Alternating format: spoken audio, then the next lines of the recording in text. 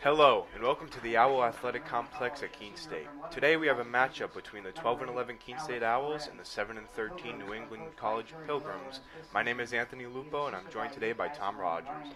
The Owls come into this one after winning both doubleheader games against Plymouth State, where they put up a season-high 13 runs in the first game, winning 13-4, and in the second game they showed pitching dominance, where Jake Iacum went for his second straight complete game shutout, leading them to a 6-0 win. The Pilgrims are trying to rebound after losing their previous two games against Eastern Nazarene College, but senior outfielder Luca Giolongo has recently shown much improvement, where he went 2 for 4 with 2 RBIs in his previous game.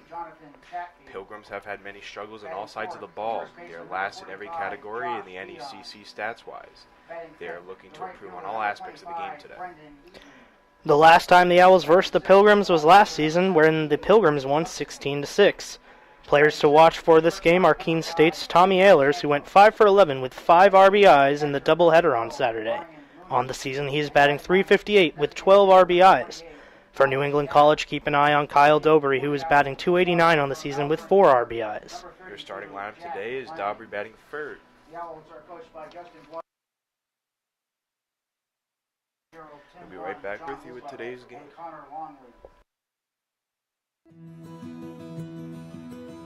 I remember writing in the second grade that I wanted to be a teacher, and I always knew that I was going to be a teacher. I started school a year early, and it created challenges for me because I wasn't able to pick up material as fast as the other students. Outside of school, my jaju would quiz me on my math facts and read with me. It showed me that even though I had challenges in school, there were still people who wanted to help me. In high school, I knew I had to work harder than everyone else to get the same results, but I had teachers that would help me in subject areas outside of their own because they could relate to how I felt. The way these interactions with my jaju and my teachers made me feel while I was learning is the inspiration for how I'd like my students to feel. I'm able to build relationships and be vulnerable with my students when they're struggling because I've been in their shoes and I know exactly how they feel. Being able to relate to them from my own experience has become a massive asset in becoming a teacher.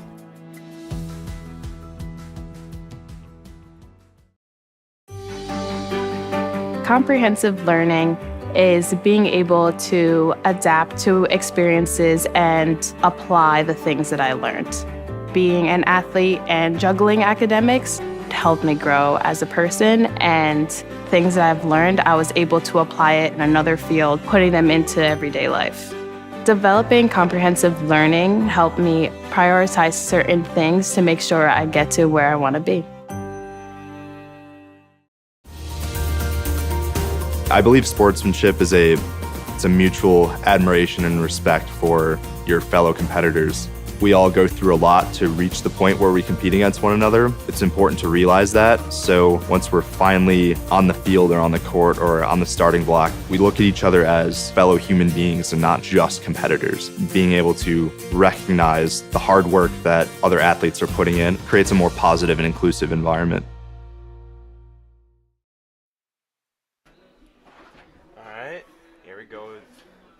Barring the first pitch of today's game.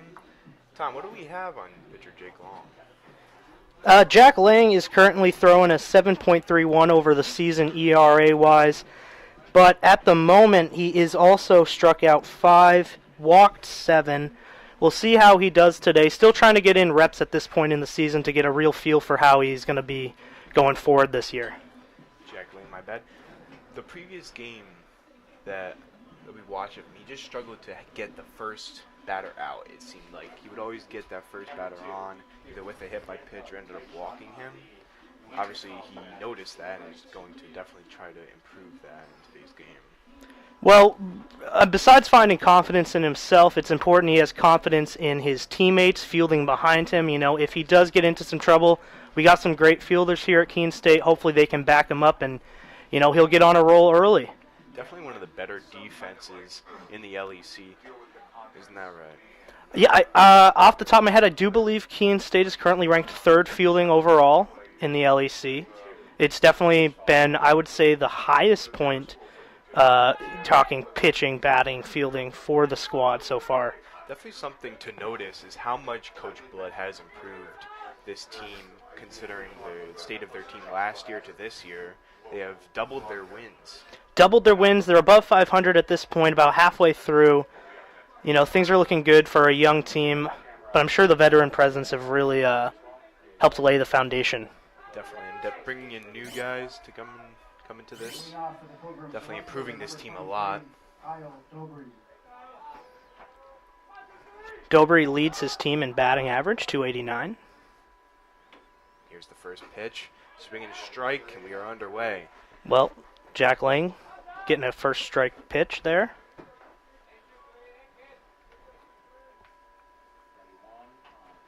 Second pitch. Ball is skied over towards Chetfield. Maybe lost in the sun, trying to regain it. Makes the play. What a play there by Chatfield. Yeah, Chatfield just as good as a fielder as he is a batter. Gets it done on both sides. Young player. One of those young guys, blood recruited, that's going to be hopefully a difference maker in the years to come. Definitely has been. He hit a home run in Game 1 against Plymouth, and also has considerable amount of RBIs in these previous games. They're going to continue that.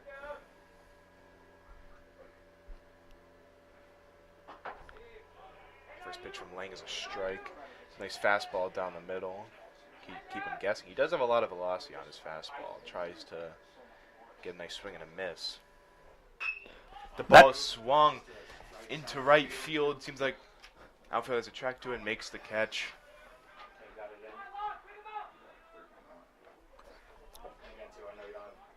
Laying off to a quick start, getting the first two batters down via the flyout.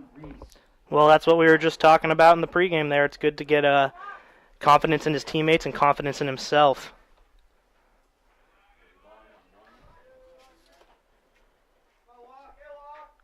Here's the pitch and called strike one. Had a little bit of movement on that pitch. Definitely trying to implement his off speed as he went to fastball early so far in this game. Second pitch, low. Ball Good eye there. 1-1 count for Lang.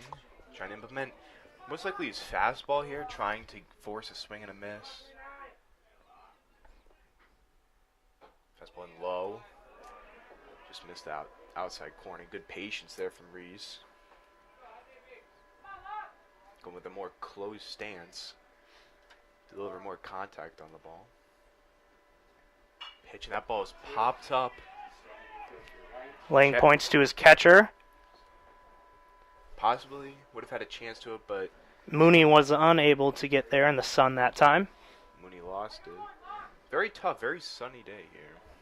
Tough to lose a ball like that. Seems like Sunny day, but a beautiful day, it Anthony. is a beautiful day. Perfect day for baseball. Not too windy. Nice, coolish weather. But the sun has been hurting a lot of these fielders. There's been a handful of errors in these previous two games. Trying not to repeat that. Obviously, probably implemented. Pitch is low. Good eye from Rees there. 2 balls, 2 strikes, 2 out. Not too many appearances here from Rees, but he is hitting .381. A lot of power behind that first baseman. The ball is swung. Line into center field. It would be a base hit. Tracked down by Ehlers. Throws it in to second base and stays at first. Good beginning of a nice single there for Reese. Trying to get it done. Wake up this Pilgrims offense. Bit of a broadcaster's jinx there. I served for the Owls, just pointing out that that guy's got some power behind his bat, and there he goes, showing it off. Beautiful swing there. Getting some backspin on the baseball. Sending that right over second base. First pitch. Outside ball 1. Definitely trying to get his off speed going. Good fastball clearly from Lang. Young pitcher trying to implement new things to his skill set. Ball is low. 2-0. Yeah, hopefully Lang goes back to how he was feeling just a few pitches ago. He doesn't have too much speed on the bag here. J.D. Norman hasn't had the most productive season at bat. Who knows? He might surprise you. Line the ball is high. 3-0 count.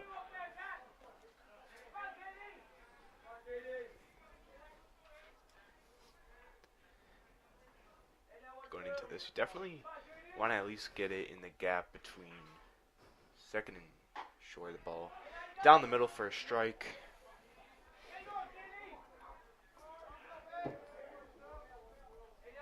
3-1 count.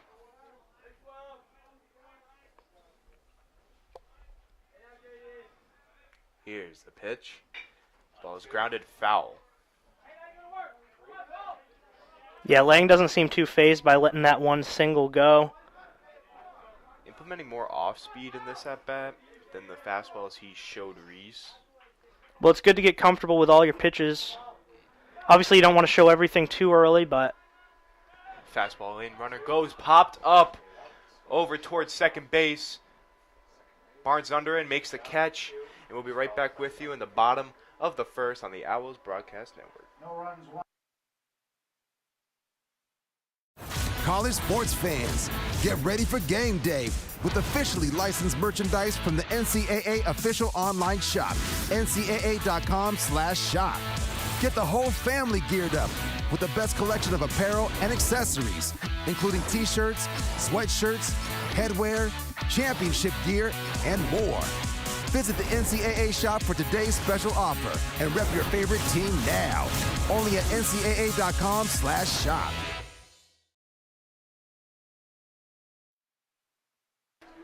All right, we're in for the bottom of the first. What do you have on current pitcher for New England College? Well, Alex Perez, he's had 16 innings to work with. He's posted an ERA in the double digits, so he's going to be looking to cut that down today. But Keene State, as we know, has been on fire as of late, especially at these home games. So we'll see what he's able to do. Perez definitely has more of a outstretched release, trying to get as much velocity on his fastball as he can. Torts takes a big step from the mound. Now, even with that bloated ERA, he's posted 26 strikeouts on 12 walks. So, I mean, if he could cut down on the balls, I mean, it could be a totally different number we're looking at. So, if he's able to get in command early today, it could be a tough time for the Keene State batters. With having a pitcher kind of like this, mainly definitely incorporates his fastball more than most off-speed pitches, you will find the zone a lot. But if you find the zone a lot, you'll have batters like Ehlers, Chatfield, Hamilton Barnes, whose number one pitch they hit is a fastball. So I think he'll have to incorporate some of his off-speed work into today's matchup, try and get that going. Now just warming up, Ehlers up to the plate. Ehlers has been incredible to start this season, hasn't he? I mean, the guy has driven in runs on each of the past 4 games. He's actually second on the team in RBIs, and that batting average is not too shabby. It's at .358. Heck of a season this guy's having. First pitch, in for a strike. Give him a fastball there. Didn't want to open it up for the first at-bat. Gets a hold of that up one. the middle, grounded to short, over to first. Good outstretch there from Reese to get the runner out. Reese had to reach, stretch, go up high on that one. Heck of a play over there. Putting the athleticism on display. Hamilton Barnes, I believe he is one of the leaders in steals on this team. He's had a good time with his, or he's had great success with his steals at this point in the season. He's actually 100%, 2 for 2. First pitch is a strike. Actually, excuse me, 5 for 6 on his steals. Second pitch, outside ball 1. Yeah, previous game versus Plymouth, he got caught stealing for the first time this season, which is a very rare moment for this Owls team. Pitch is high, ball 2.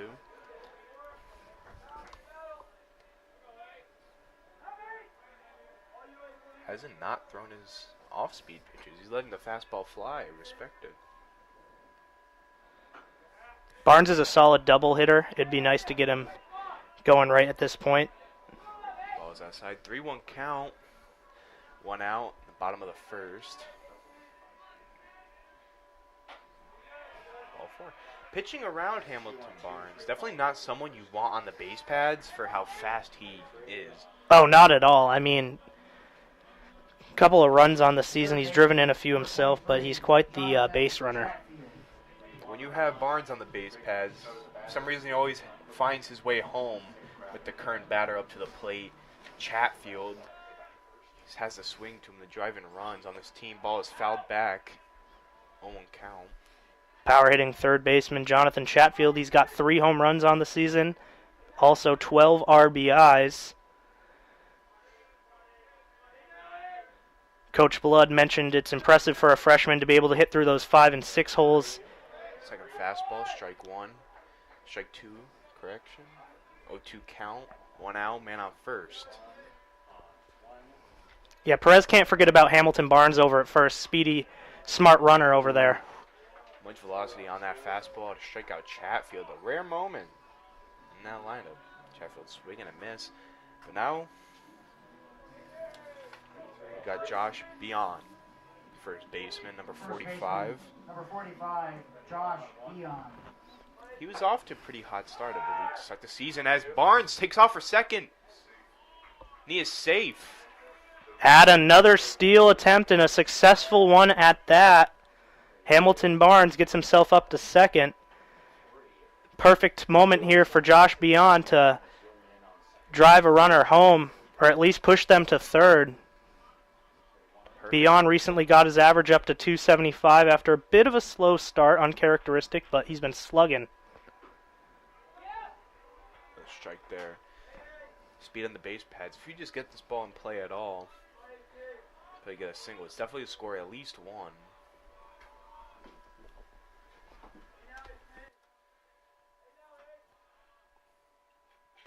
Third pitch, and that ball is driven foul.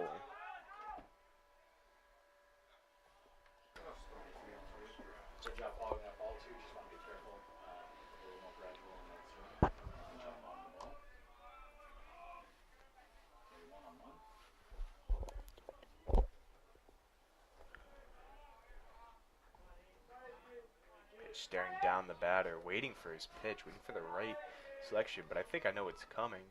Off speed, very high there.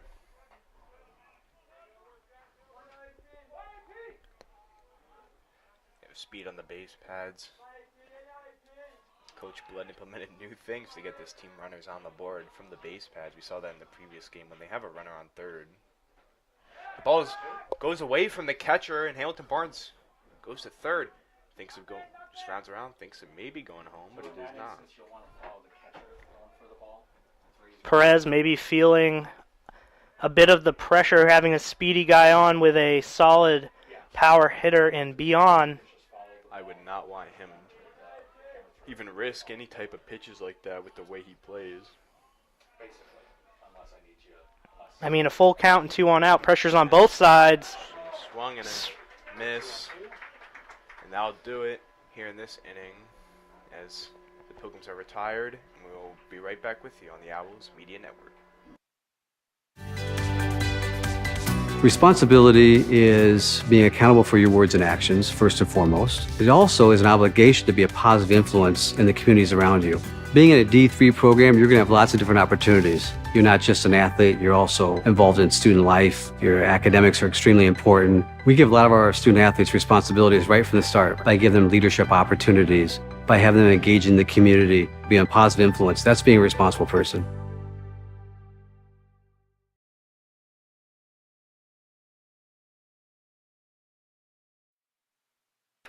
All right, and we are back.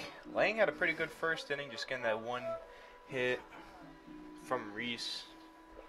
We're just trying to not lose it at all. Lang, for a very young pitcher, definitely has a lot of stamina. And the way they use their bullpen, and at least the first game for the Owls, definitely trying to not use it as much. Yeah, it was nice to see an even split between him getting an out and the field putting in their side of the job. Hopefully that can continue going their way. Having players like Chatfield who made that catch when he lost in the sun earlier, having the players like Hamilton Barnes to make catches like that definitely helps when you're a pitcher. First pitch on the ground for ball 1. Just a heads up to both camera operators, the scoreboard is on the top part of your screen. Just be cognizant of that. Lane does it, fouled off.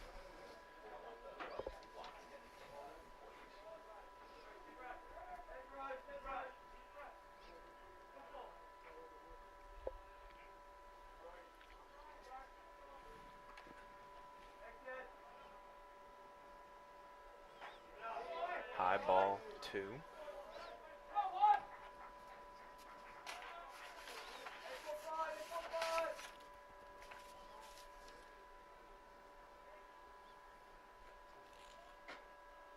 Pitch in there for a strike. Getting his fastball going early. Definitely what you want to do. Throw some batters off balance. Pitch, and that ball's grounded up the middle. Get past Hamilton Barnes. Grounded over there by Ehlers. Throws it in.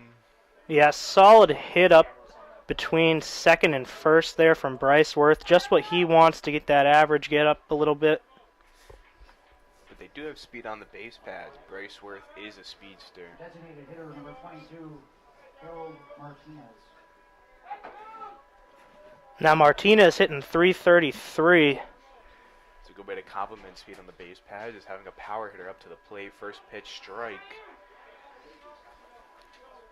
Well, some batters aren't afraid to let that first pitch go, get an idea of what they're going to be seeing.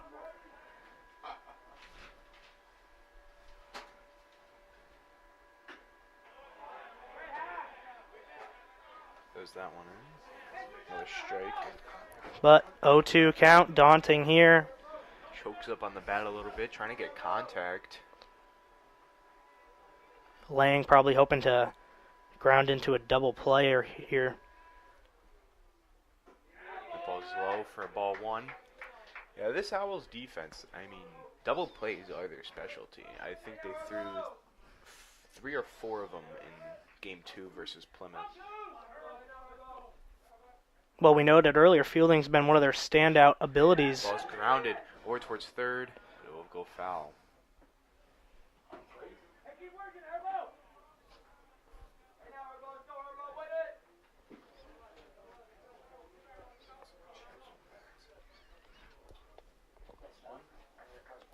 Lang hopefully not feeling the pressure too much. He's made it this far, only allowed the 2 hits. Testing out pitches early and often could be really good for a young pitcher. One. They're saying that got him for a hit by pitch. Now the Pilgrims have first and second with none out. Not the best situation. On comes Tim Kroll. What do we got on Tim Kroll? Tim Kroll has only had 5 at-bats on the season, but he's posted a 600 average, so definitely a guy to keep an eye on here. Let's see if that trends in the right direction or starts coming down to earth a little bit. Tim Kroll lines it deep towards center field, but it seems like he has a beat on it. Ehlers gets it. Ehlers throws it over to short. The runner on second advances to third. Bryce Worth showing off his speed. The arm of Ehlers just wasn't enough. Runner on first and third with 1 out. The third baseman, number 15, Johnny Canavo. Johnny Canavo up to the plate here. I wonder if they're going to do what Coach Blood attempted to do and was very much 50% successful in faking the runner at third to go to bring the runner faking the runner at first to go to bring the runner at third home.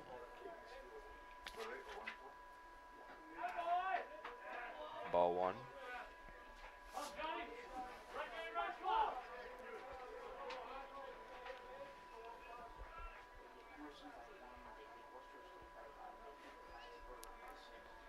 Lang takes a look back at first.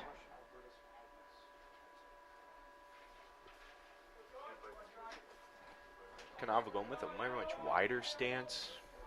Get as much power you can on the ball. With a not too much of a leg kick. That ball is lined towards center field. Ehlers has a beat on it though. Gets it. Runner goes home.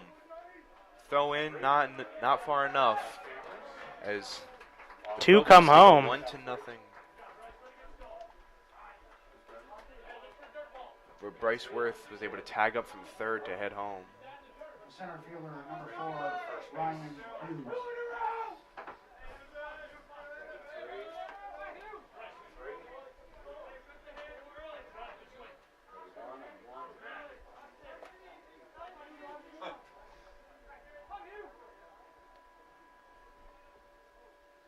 Here's the pitch. Swing and a miss. Strike 1. What do we got on Ryan Hughes? Well, another one of those guys with not too many plate appearances, only 4, hitting .250. So just another one of those guys you got to see more of to really get a feel for.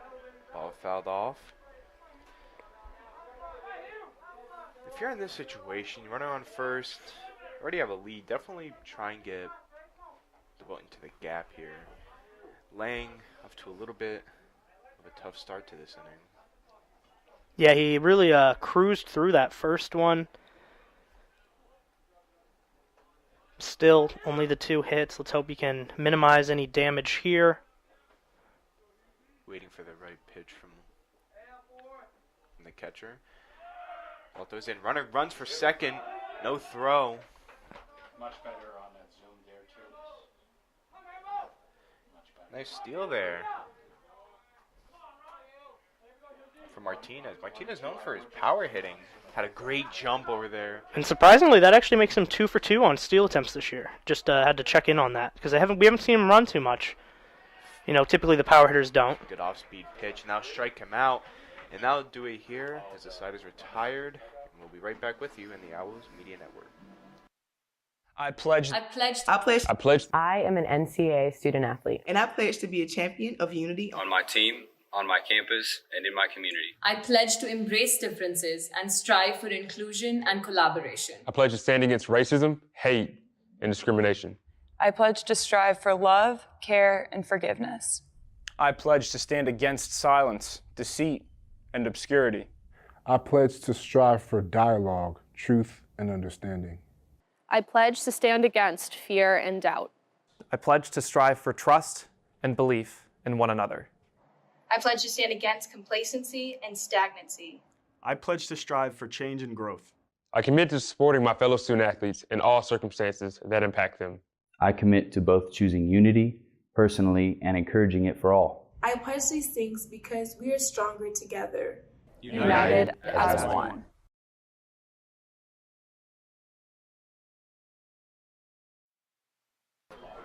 All right, and we are back. Pretty decent first inning there for Perez.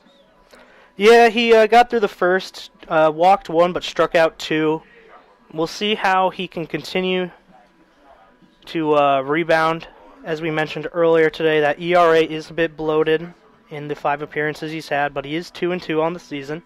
So the guy's capable of winning, as we know. If you want to have someone not to really want to verse, it is Ian. Ian always finds a way into this booth for a post-game interview.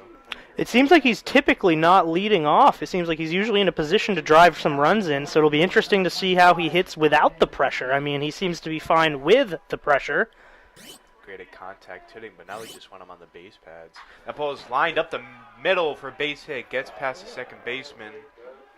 Well, just as we said, prolific contact hitter, known for driving in runs. This time he gets it from the leadoff position, which in a previous interview with us, Brendan mentioned how important it is getting leadoff guys for this team and their momentum. Obviously any team, but Keene really thrives when they get that first guy on base.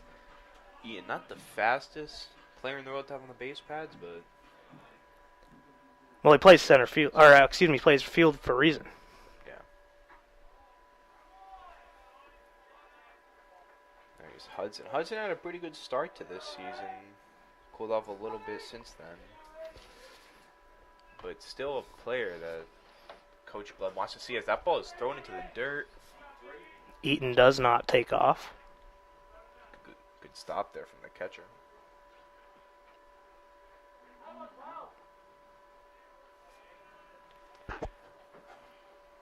2-0 count. Ball swung, lined over the head of the shortstop for a base hit. Oh, the center fielder bobbles it a little bit. Ian running third. He's heading home. And the throw is not in time. Owls tie this game. Love to see it. The third base coach giving Eaton that signal after the center fielder was unable to properly ground that one. What could have held them to possibly runners on the corners evens this game up. Great awareness from Eaton and a terrific hit there from Hudson. Now we have Junior Santos at the plate. What do we have on Junior Santos so far this season? I haven't seen a lot of Junior Santos plate appearances. He's been known as a pinch runner at times. but he's doing all right on the season. He's under 200, just under. He needs to get that up, though. First pitch in for a strike.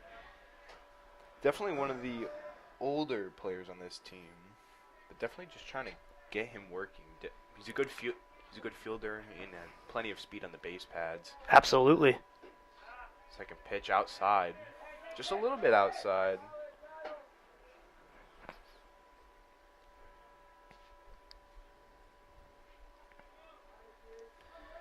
One count.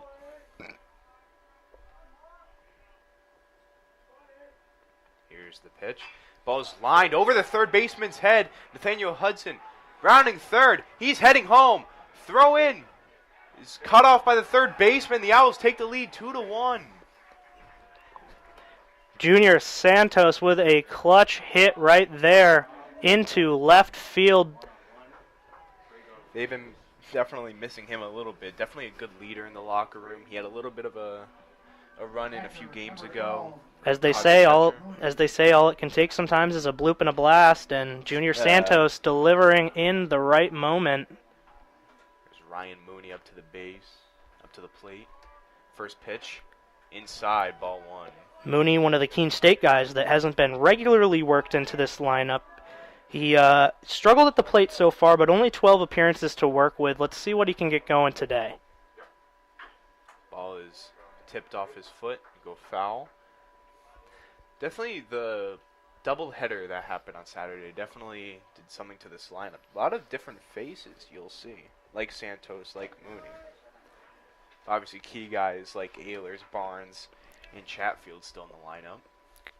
Ball thrown over to first.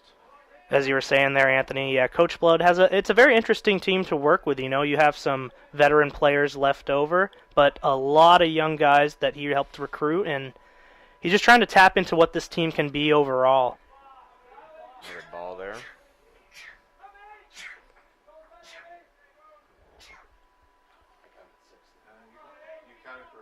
Two 2-1 count, none out. Take pitch, 3-1 count. Santos takes off. Slides into second, and he is safe. Actually a really good throw there from New England College's catcher. Now, surprisingly, with all of that speed, that is actually Santos's first stolen base of the year.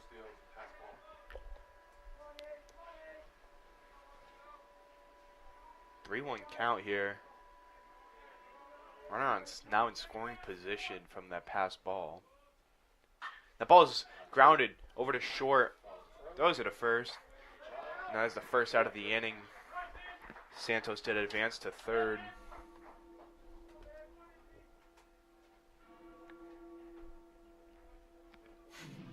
Wyatt Daft, the DH, up to the plate.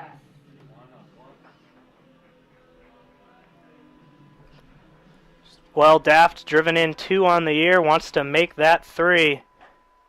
First pitch high for ball 1. If you're Daft, you just want to get under this. But if you're Perez, you don't want to throw it low at all. Risk a ball going in the air to get that runner home from third. That ball is stopped there. Almost got me. I thought it went back to the back post. I was expecting Santos to kick off running. It's a good thing he didn't. Yeah.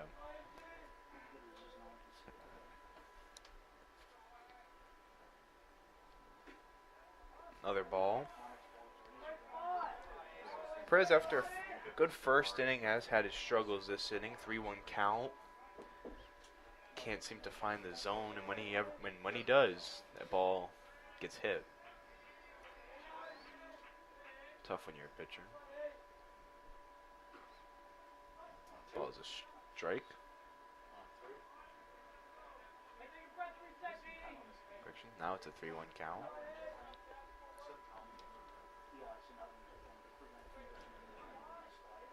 Yeah, hitters count here. Wyatt Daft. If you're Daft, what do you do in this situation? Try driving that run. I want to get it shallow anywhere outfield. Nope. Now he doesn't worry about that. Run out first and third. This is where the Owls are best. Now they have Ehlers at the plate, who you definitely want to be swinging this bat. But with the speed on third, Daft not too slow at all.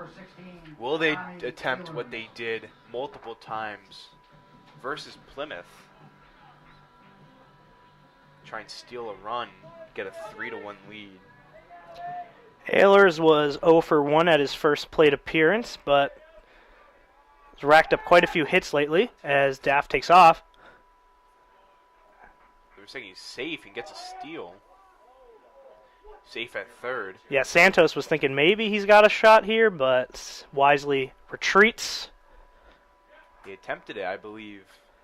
New England College did do their scouting report, saw that they love to do that. Obviously, it was an idea in Santos' head to take off there when the throw came over to second. Now second and third with one out. Ball is outside, ball 2.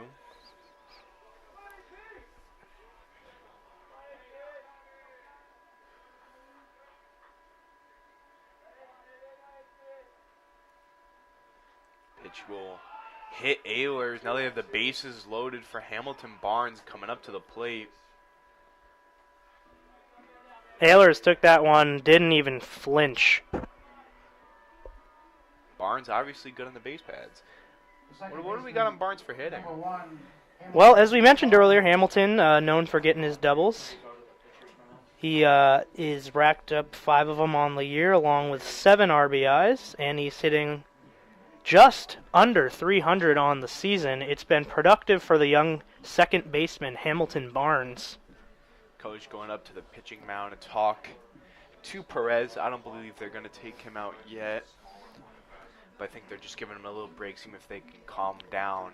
Yeah, you want to instill some confidence in your pitcher. I mean, it's a tough look to get pulled this early with only a 2-1 game, so, you know, coach probably just hoping to get some clarity going for his pitcher. Probably giving him a little bit of an approach here. You want to get the ball on the ground, try and get a double play, get out of this jam. And you have speed on the base pads. Ehlers fast, Perez is fast. If this ball hits the gap, it could bring in all 3.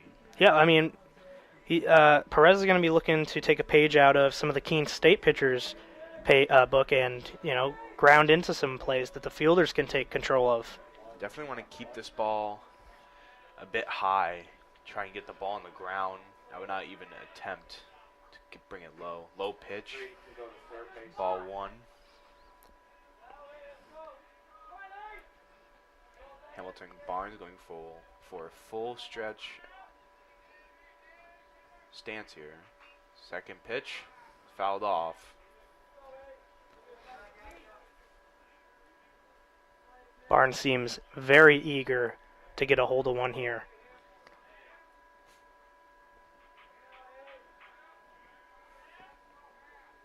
Third pitch. Outside, ball 2. Perez's catcher there kind of just telling him to settle down a little bit.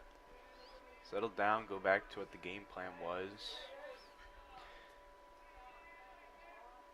Throw some more off speed, get the ball on the ground, the ball is popped up. Catcher running after it, but is out of play. Yeah, ultimately no opportunity there for the catcher to get that one. Perez would have loved that to get a quick, easy out there. That would have been huge, but you also... Because pitching through this is no easy task. With 1 out right now, you all know who's next. That's Chatfield. You do not want to face Chatfield in this scenario. Right versus left. Look for another pitch.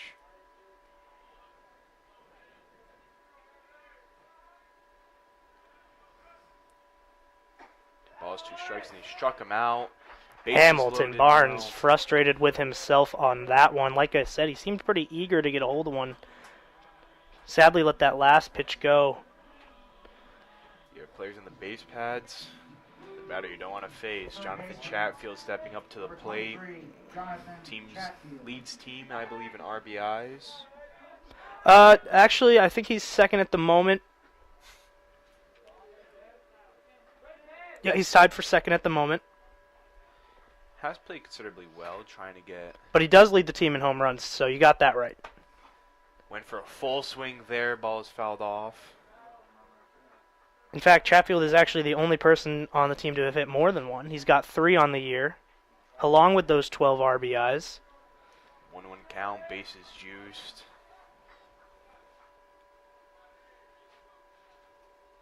Here's the pitch. The ball swung, drived into right field. Deep. Make it 4. There we go. Jonathan Chatfield, grand slam. Grand salami for Chatfield. Makes it a 6-1 game. The velocity on that hit sent that one right over. Well, it seems like anytime we talk about the success of one of these Keene State players, they show us why they're having that success. In Jonathan Chatfield, grand slam, just after mentioning those home runs he's put up already. Josh Beyond up to the plate. Another power hitter. Perez's confidence probably dwindling. You have to gain that back, not take too much of a focus. Goes for a quicker pitch. Good fastball in for a strike. Well, if you're Perez, that's what you want to get right back to. Throwing strikes. The ball is hit again towards right field, but right fielder seems to have a beat on it. Makes the play. Yeah, same location that time, just not under it as well as Jonathan Chatfield's was. And the side is retired, and we'll be right back with you on the Owls Media Network.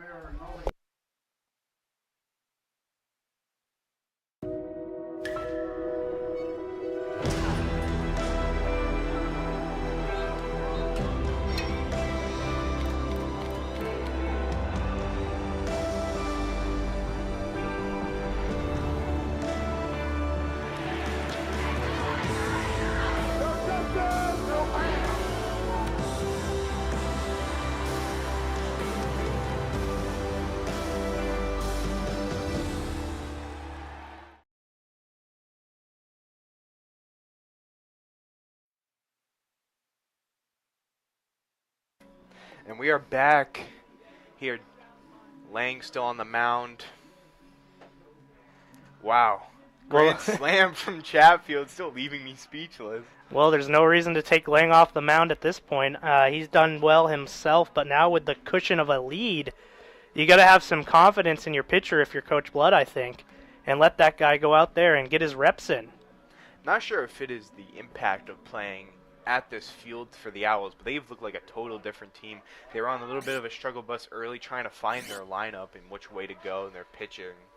But those were all on the road, and they had a little bit of struggles. But at home, they've seemed to be dominant. Absolutely. Shows bunt, but that one will go foul.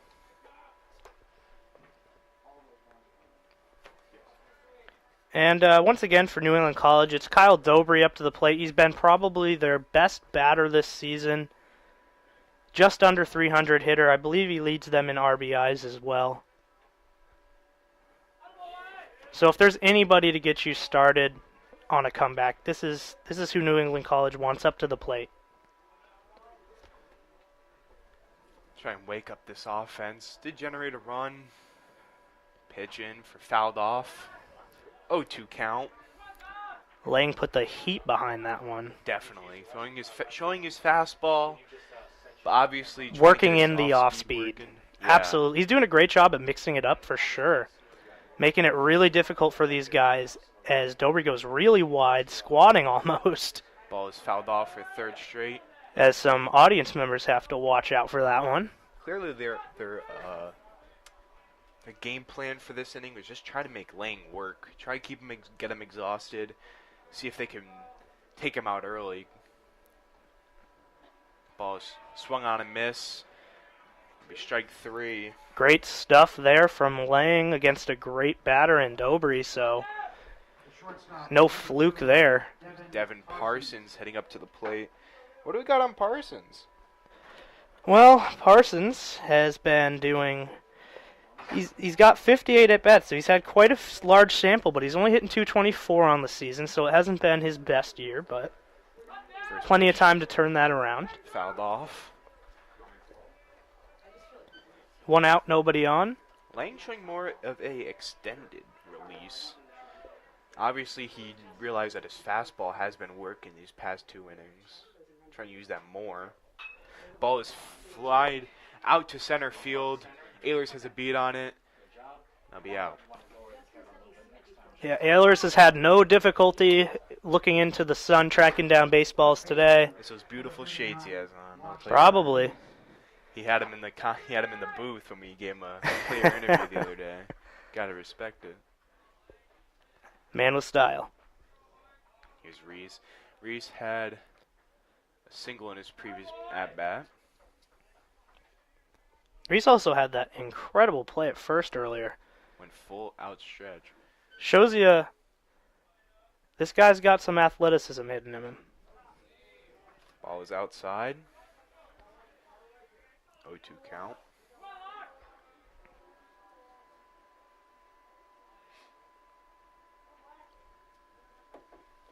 Count, correction. The ball is driven out to center field. Up high. Like Ehlers has a beat on it. And the side is retired. Lang made quick work of that. That's exactly what Coach Bleb was looking for. Get these pitches, the pitch count down. All right, and that'll be it for this inning. Well, the first half of this inning. We'll be right back with you on the Owls Media Network. To them, the whole world looks like an opportunity, one to be seized, built upon, and made better for their sport and the people around it. To student athletes, every opportunity is a chance to change what could be and show the world what opportunity can do. All right, and we are back. Perez back out on the mound after having a tough second inning. Seeming to have more confidence in his step right now. Maybe try and get these Owls out early. Well, something we mentioned at the top of the broadcast was the guy can throw strikeouts, but sometimes it gets away from him. At the moment, 3 strikeouts, but 2 walks across the 2 innings he's worked so far. He's also was in really difficult position from having the bases loaded, able to get players like Hamilton Barnes out, but that obviously set up right for Chatfield to launch that one out to right field. Yeah, regardless of what may have went wrong for him there, I mean, when you're up against a guy like Chatfield with the bases loaded, the pressure's on both sides, and usually that pressure doesn't get to Jonathan Chatfield. Definitely, and he's so clutch in this scenarios. He has been all season, but a player that has been clutch in many scenarios, the player currently up to the plate, Brendan Eaton. What's happened to Brendan Eaton so far this season? Now, Chatfield, who you thought led the team in RBIs, it's actually Brendan Eaton. The man with the shades. How far is he off? 5. 5? 17 for Brendan, 12 for Jonathan. Ball is got it to foul. Did Reese get that? No, he did not get that one. Landed on the ground. Apologies, folks. My view from over here wasn't... I couldn't see it either. Perfect. But seemingly just as we talked about how Chatfield was pretty close, he's now 1 away from tying Eaton. Oh, excuse me. I didn't consider at that moment this was prior to the Grand Slam, so you're right. He's getting there now. Maybe he'll break it this game, and I'll be right. Little friendly competition, no problem for this team. Eaton flies that one foul. Eaton goes up to the plate, definitely looks where players like Barnes, Ehlers, Chatfield look for the fastball. Eaton looks for the off speed. That ball goes in the dirt. But they're saying that was a bunt and it went foul.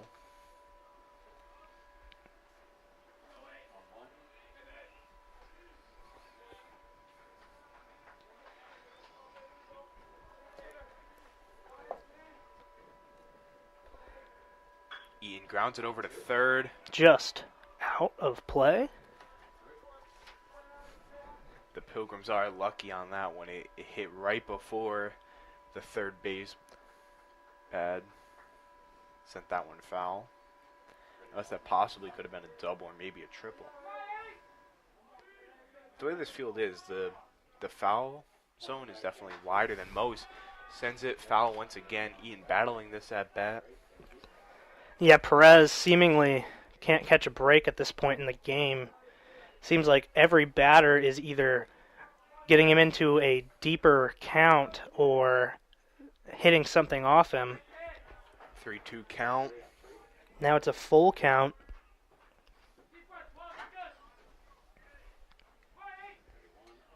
Going into this, I guess, making players like Perez work. That ball is driven out to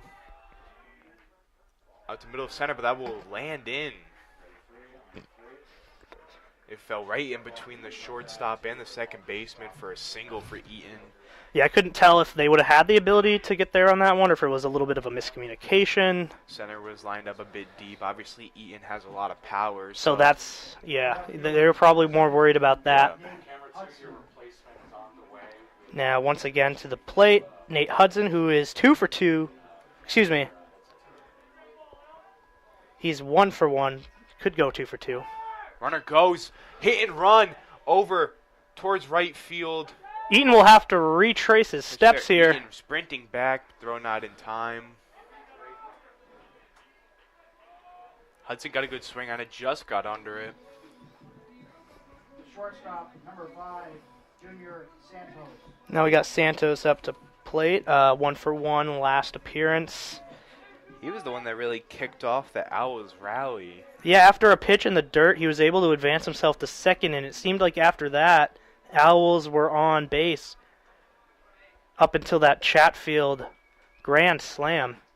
Go back to first. The ball gets away. Eaton advancing towards second. And he will stop at second. Now a runner in scoring position for Santos. Can he get his second hit on the day?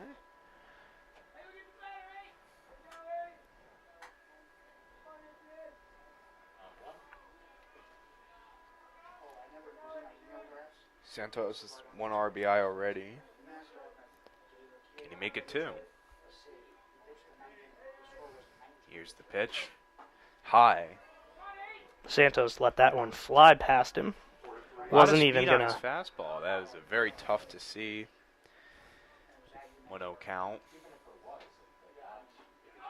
Pitch. Good off speed there from Perez. Interestingly, the off speed was left a little higher in the zone than normal. If Santos got a hold of that, it could have been dangerous. He hung it. It could have been dangerous. But Santos thought it was probably further up than we did up here. Goes back to his fastball, but it'll be outside, ball 2. Eaton takes a bit of a lead there. Perez strikes. The ball is hit and fouled off. Junior Santos staying alive here. 2-2 count.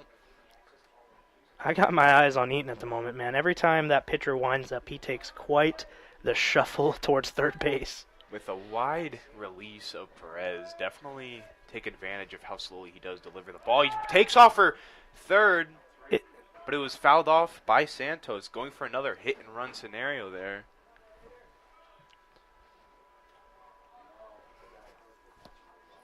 Eaton was almost at third base by the time that pitch came in. Takes that large leap like you said he did. A lot of room off second.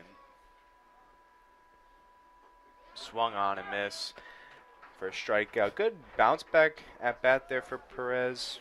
That will help a lot. Getting a guy to swing and miss like that should at least instill some confidence that, you know, I still have it. I haven't lost full command. We still got a shot at this thing. Mooney grounded out to short in his previous at-bat. Mooney was 0 for 1 in his last appearance. Looks to change that here. First pitch is a strike. Went back to his off-speed. Same thing. He's hanging up high. Off-speed pitches. Very much so. A lot of these Owls players can possibly get to that. Yeah, I mean, if you throw that hanging off-speed pitch to a guy like Chatfield, it could be yet another out of the parker. So, got to be careful, but it's worked so far. I like the release Perez just did. He faked it over to second mid-release and still delivered the pitch, but it was outside. Oh, yeah. Flashing the talent there. 1-1 count, 2 out. Running on contact here, but that'll be a ball. I like the switch up of pitches, but it's kind of readable. He goes fastball off speed, fastball off speed.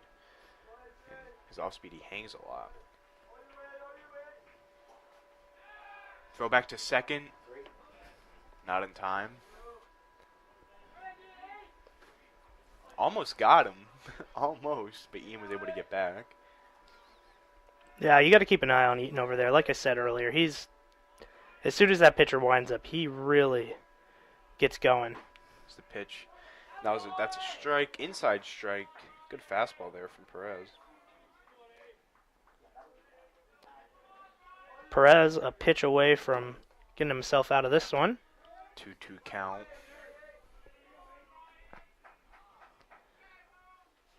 Here's the pitch. Ball in the dirt. Goes out of the catcher's control. Eaton advances to third. Good slide there from Eaton. Ball gets away. Run on third. 3-2 count. Yeah, Eaton was a pest over at second for Perez. He just kept having to check back on him. Adds another steal to a steal total. That was actually a pass ball correction. That ball is slapped over towards right field. It will land just in front of all three of them. Another run there for Keene State. Increased their lead 7-1. Mooney coming in when it matters most there. On his second hit of the season, he gets his second RBI. Definitely a player that they would like to have in the rotation more as like a second or third string catcher. He's also really good in defense. Now we got Wyatt Daft. Designated hitter number 28, Wyatt Daft. Daft walked in his previous at-bat. Believe that loaded the bases. No, it didn't. He was on second. And then Ehlers walked to load the bases correction. Well, he's got a chance again if he can keep his patience with him here. The pitch and the ball is popped up. Third base has a little bit of run on it as battling in the sun. It was way out.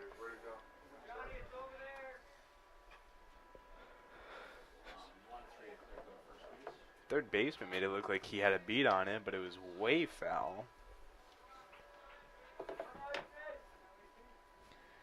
1-1 count. Outside, 2-1.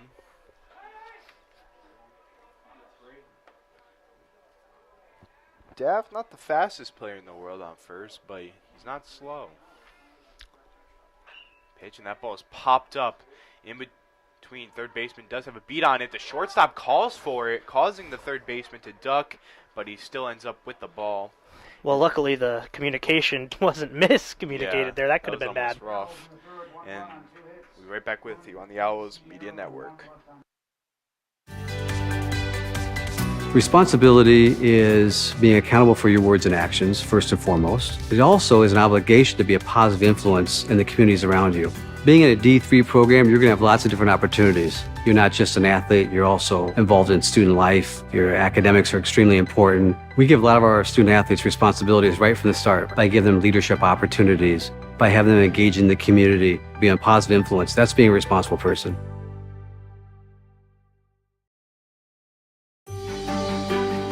Comprehensive learning is being able to adapt to experiences and apply the things that I learned. Being an athlete and juggling academics helped me grow as a person, and things that I've learned, I was able to apply it in another field, putting them into everyday life. Developing comprehensive learning helped me prioritize certain things to make sure I get to where I want to be. All right, we are back. Laying back out on the mound. Had a really good inning last time. Yeah, he cruised through that last inning. He's at three. He's 3 complete now, and only the 2 hits. A couple of strikeouts as well. I mean, I'm not sure if he wants to change anything in the game plan. He's just really getting a hold of his velocity and command. Using that defense well. Chaffa giving a little bit of a pep talk over from third to give him the ball. Only at 43 on the pitch count here. He's been working through 4. Norman back up to the plate, 0 for 1 so far. Nearly took one deep earlier, though. Yeah, just got under it. Norman going with a wider stance. Pitch that ball is grounded over to third, but will go foul. Yeah, he's probably hoping to display that power that we nearly saw a little earlier today.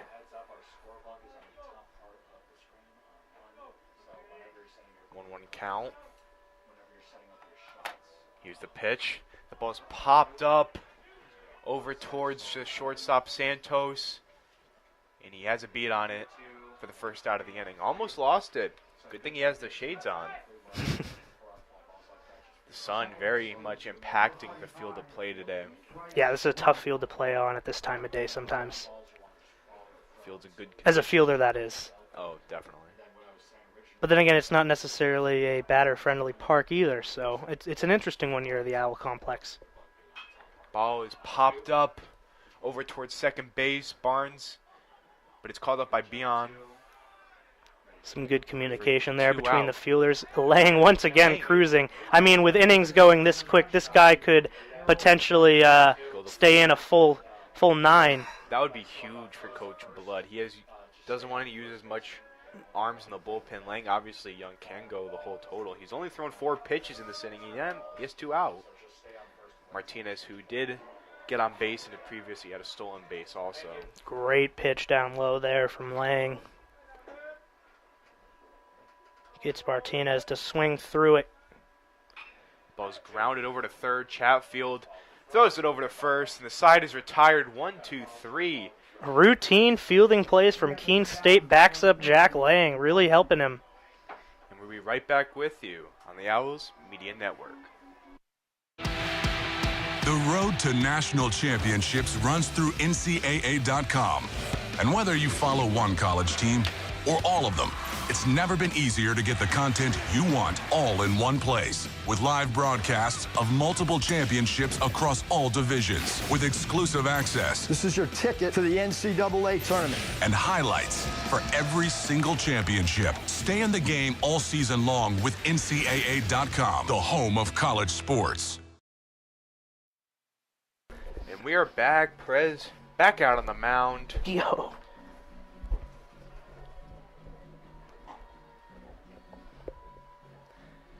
Obviously, Perez has bounced back a little bit from last inning.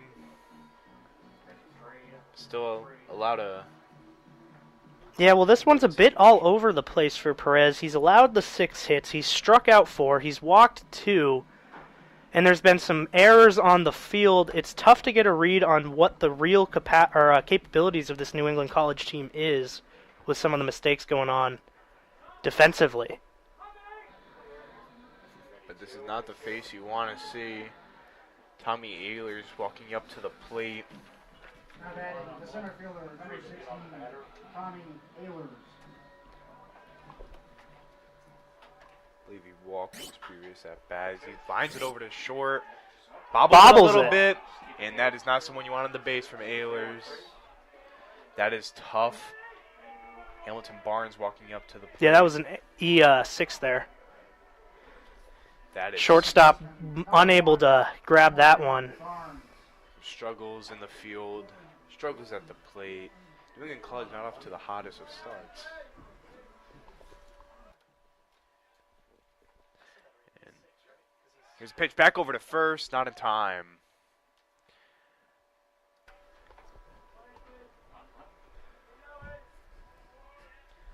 Hamilton Barnes looks settled in the plate. Back over to first again.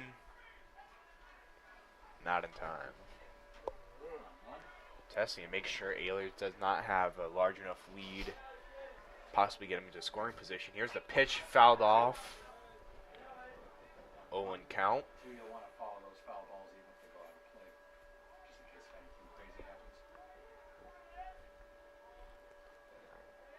Here's the pitch. Strike 2.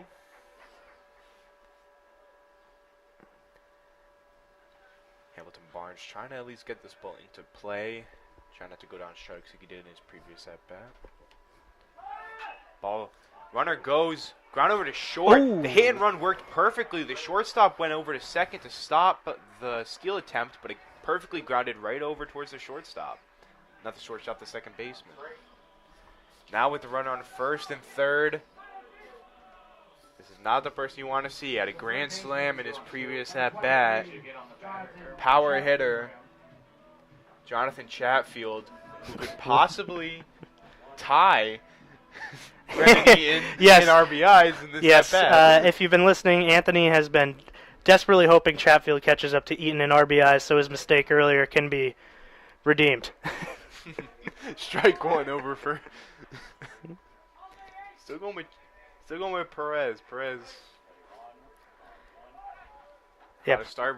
Hamilton Barnes goes over to Throw second, very way high. over, but Ehlers advances home. They did it again. Was it happened so quick? Was it the runner's movement, or was it the pressure from having Chatfield on deck? I could not really gather there. I couldn't tell you. Regardless, leads to a score for the Owls. They did what they did twice versus Plymouth. Have a runner go, runner steals home. Here's the pitch, low. Winter Perez is pitching around Chatfield. The runner's still in scoring position, and it's the fastest player on the team in Hamilton Barnes. Ball in the dirt. Now, I'm no mathematician, but I believe after that grand slam earlier, Chatfield is approaching the 700% for slugging. Wow. So he is, as we saw earlier, quite the threat with runners on. Ball in the dirt once again. We'll walk Chatfield. We won't get to see the RBI this at-bat. They're pitching around him. I would if I was the pitcher on the mound. Very tough to verse players like Chatfield, but now you're in a situation. First and second, none out. Beyond at the plate. Beyond got a hold of one, but it was right to the center fielder in his last at-bat. Ball is high, ball one. Chatfield, as much as he is a power hitter, he's also very fast. So they have some of the fastest players on their team on the base pads right now. Swing and a miss from Beyond. Beyond struck out earlier. He's hit the double-digit mark on strikeouts at this point in the season. That's probably one of the few things he can really work on as a hitter at this point. But otherwise, been a pretty solid season. Here's the pitch. Another strike two. 1-2 count. He takes very large swings at the plate, trying to get the ball in play, which causes a lot of swings and misses for Beyond.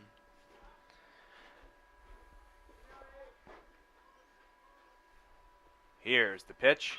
Ball is skied over towards left field. Left fielder tries to get a beat on it, makes the play. Barnes thought about taking off, but left fielder too close for him to really want to venture into that kind of territory, even though he's got that speed. Got a strong arm out in left for New England College. But just as I think Beyond's out. I have Eaton up to the plate, who could possibly extend more RBIs to his total. Maybe it's just the success off the last few games, but it seems like almost every name we read is a bit of a threat somehow these days. They've all been contributing in their own way, which is something I'm sure Coach and any Keene State fan loves to see. Swings at that first pitch. Fouled off. 0-1 count.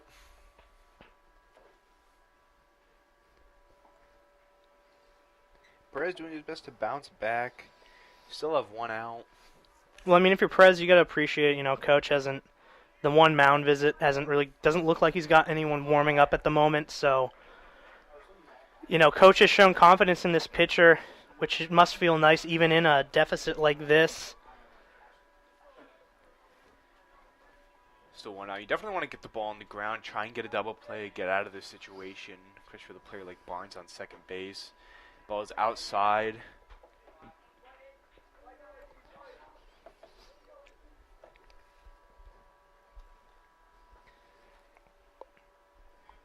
One count. Barnes takes off. Double steal. Barnes and Chatfield.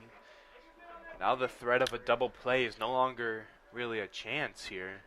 I've been trying to keep an eye on it. I can't tell. There might be a bit of a disconnect between Perez and his catcher. No throw over to second or third. Ball is grounded. Barnes had a duck for that one, but foul.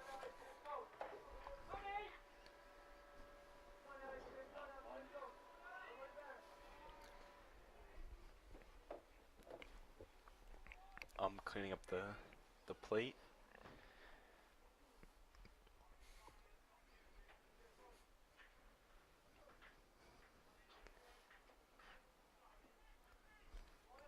Try and get a swing and a miss. Obviously a 2-2 count here. Here's the pitch. That ball is fouled away once again. Eaton battling it off. They're really making Perez work to 87 pitches so far this game.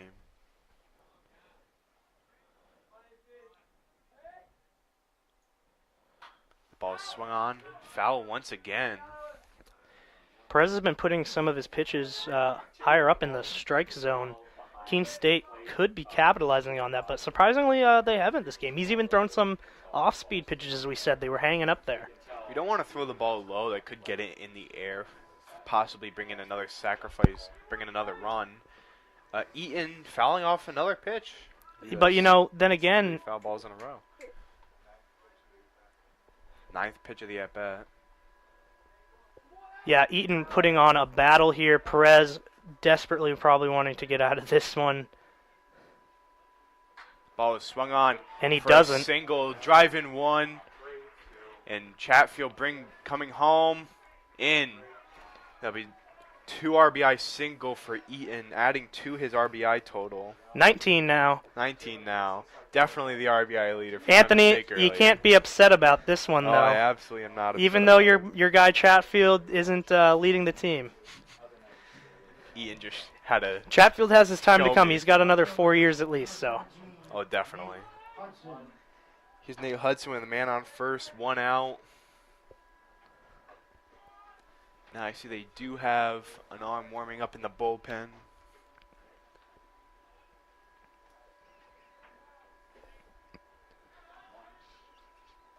pitching. That ball is way outside, stopped by the catcher. It's been those type of pitches that Keene State has been taking advantage of all day. I'm actually kind of surprised we didn't see more of an attempt from Eaton there, but luckily he held off because catcher did react quickly that time for New England College. But it's been a different story otherwise. Pitch outside.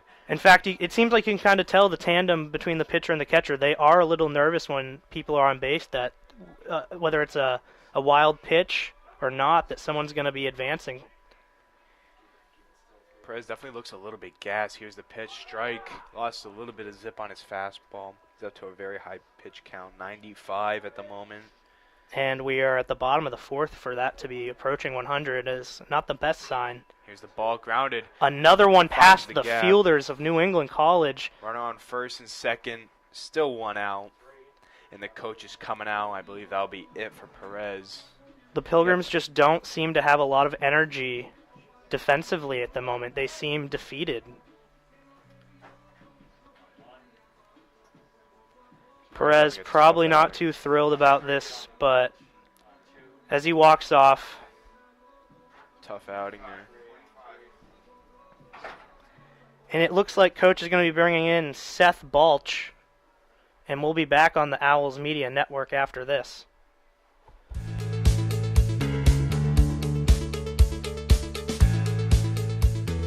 Being a part of the different activities and organizations that I've been a part of, I'm actually able to see myself where I'm like, hey, I actually can make a change. I'm one person that can make a difference. Division III has helped me to develop teamwork skills, critical thinking skills, time management skills. It's not just about basketball, or it's not just about school. It's about developing yourself as a person altogether. College sports fans, get ready for game day with officially licensed merchandise from the NCAA official online shop, ncaa.com/shop. Get the whole family geared up with the best collection of apparel and accessories, including t-shirts, sweatshirts, headwear, championship gear, and more. Visit the NCAA shop for today's special offer and rep your favorite team now. Only at ncaa.com/shop. All right, and we are back onto pitch. Seth Balch. What do we have on him? Well, only 2 appearances on the season, but unlike some of his teammates, that ERA isn't too bloated. It's 3.60 on the season. He has he's struck out 4 on the season and walked 3, so he's going to have to work on balancing, finding the zone, and having the proper velocity without letting it get away from him today. Already down 10-1. Coach probably hoping he can get a few innings out of his reliever here. Though I could tell already by the way he pitches, definitely a fast release, trying to get as much zip on his fastball he can get. A quicker release, which can lead to fast pitches. He might be very tough to hit, especially for this Owls team that had Perez, who had a very much slower release. And the Owls prospered off that. They had a lot of stolen bases early and often, with Perez having a more slower release, gaining more stretch on it to get his fastball. Having a quicker release, it could limit a lot of the steal attempts. That would be really huge. I mean, the pitches in the dirt and the wild pitches in general just seem to be something Keene State capitalized on. If you can minimize that and hopefully get your offense producing some solid contact, maybe you have a chance of getting back into this thing. Julius Santos heading up to the plate. I saw Ian that whole time during that warm-up. He was eyeing the pitcher, looking at his release, doing his own scouting.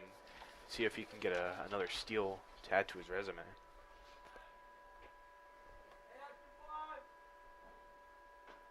Ball's in for a strike. Good start there. Santos gave a little nod, notice how much velocity he's on that fastball.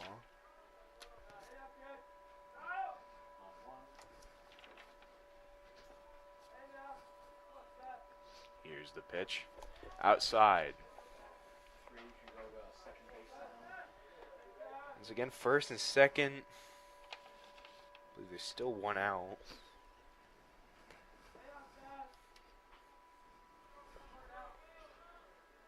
Big chance for Santos to pick up another RBI. Ball's outside. 2-1 count.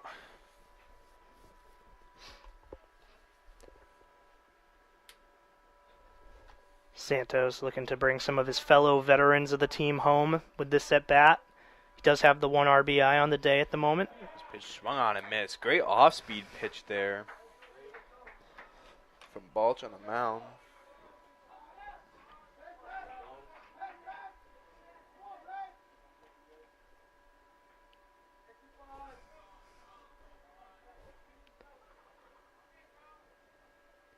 The pitch, that ball is fouled back. Well, that's exactly what you want to see out of your reliever right off, coming off the bullpen there. Santos is trying to get a read of what Balch is throwing.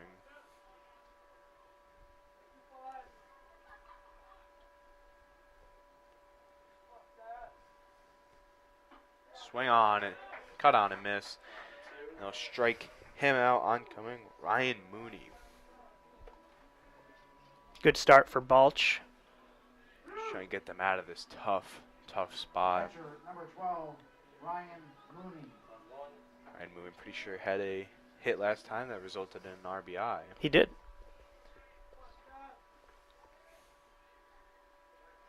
That's what you want from your backup catcher. Yeah, it's nice to see some of the guys with less at-bats like Mooney getting in. See them getting them to develop, possibly having a chance right now to drive in runs. Here's the pitch. A 1-1 count.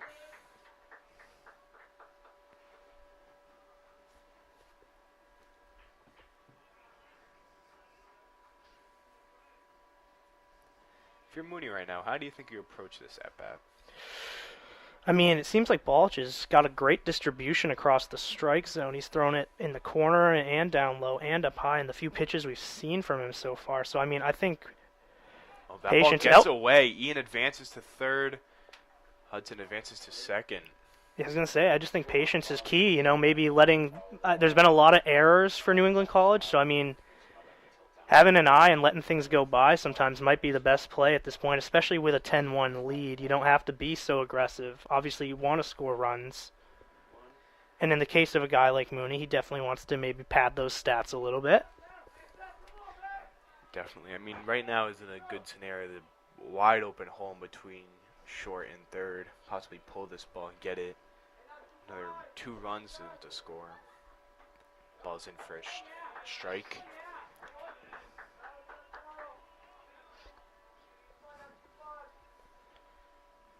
Great job by Balch to remain cool on the bump today.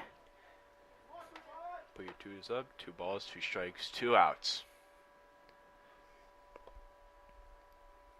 Here's the pitch into the dirt. Almost gets away. You know, Eaton was waiting for that one so he can move on home.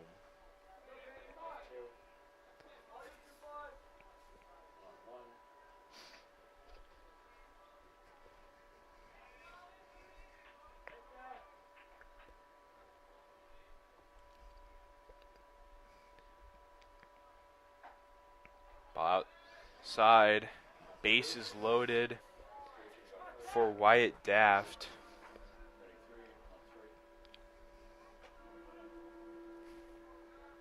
Designated hitter number 28, Wyatt Daft. Wyatt Daft having himself a little bit of a game. Had a walk in his previous at-bat.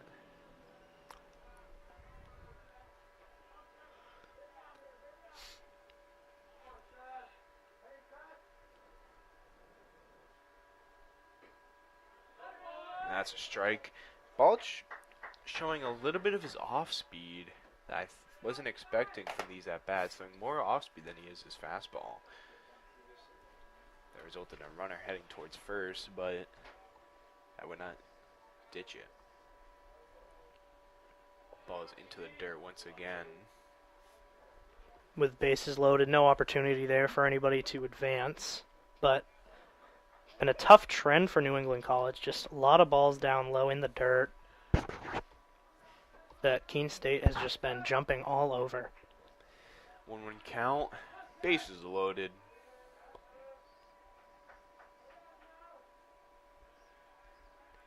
Here's the pitch. Swung on. Foul.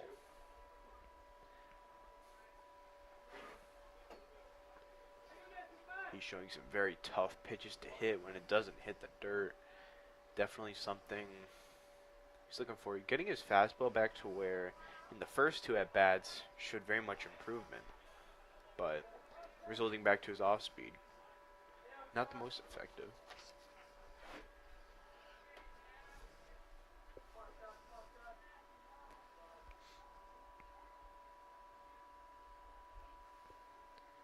Pitches in the dirt. Another one of those moments that bases aren't loaded. You know, you got a guy at first that could be somebody advancing. Wild pitches and errors have been just a thorn in the side of the Pilgrims today. 3 errors for the Pilgrims so far in this game. Balchu seemed like he came in with a lot of confidence. Hopefully it doesn't waver for him. Pitches inside, ball 3, full count. You know your runners are moving here. Full count, 2 out in the bottom of the 4th. Yeah, a lot of pressure here for Wyatt Daft.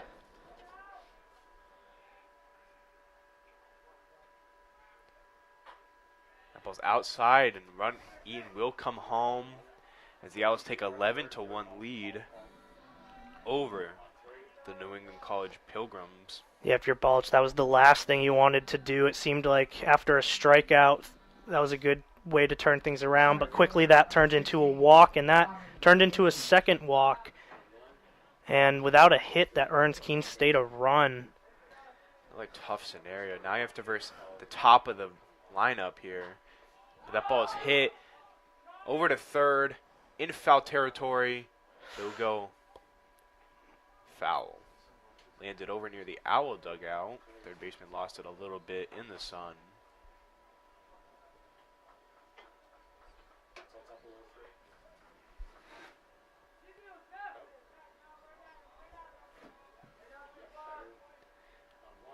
Ehlers definitely looking for a fastball. It's what he prospers most out of. Looks for his first fastball and tries to go with it. Possibly bring it to the opposite field. Bring in at least 2. Ball's into the dirt once again. Ball just having a tough time finding the zone over the plate. But he's also not really throwing his fastball as much, resulting to off speed. Maybe he knows that Ehlers is a mainly fastball hitter. Fastball in, grounds it over to short. Flips it over to second in the side. Is retired. And that was it from the bottom of the fourth. So head back to the top of the fifth on the Owls Media Network. All right, pay attention. Welcome to Fandom 101. We'll cover the tools of the trade from foam fingers in the wave to the super secret wave. How's that for a course description? Lesson 1, your game starts long before the opening whistle, so arrive prepared. 2, if something piques your interest, raise your hand. And 3, work in groups. NCAA championships. Attendance is encouraged. Passion is mandatory. Get your seats today at ncaa.com/tickets. Class dismissed. All right, and we are back. The top of the fifth.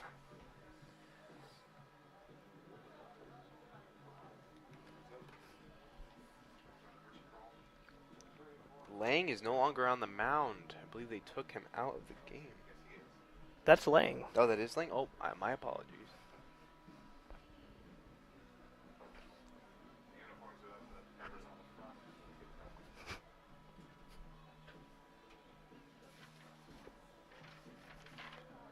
Yeah, Lang's going to be facing Tim Kroll. This is only Kroll's 7th at-bat of the season. Not much to go off. He was 0 for 1 in his first appearance.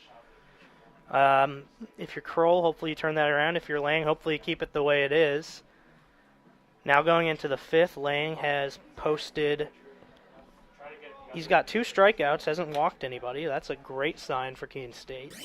Also using a lot of the defense behind him, forcing groundouts and pop-outs.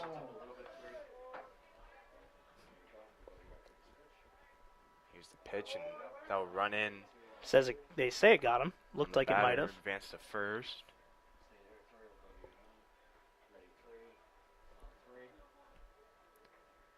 Up to the plate. Johnny Canavo.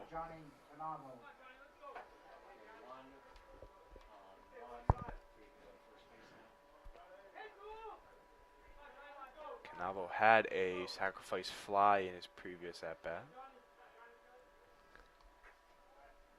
Which was actually the 1 run dating back to the first inning now for the Pilgrims. It has just been downhill ever since. Here's the pitch, and they'll be outside. Looks like there is an arm warming up over in the Owls bullpen. Looks like he's just stretching out, just in case. Exactly, just in case. I mean, I don't see why you pull Lang until things start, going the other way, or he shows fatigue. Because it's been a solid start so far, just that 1 run. 3-0 count. Lang only up to a 51 pitch count. Yeah, he's right where he wants to be on the day. Sadly, that time...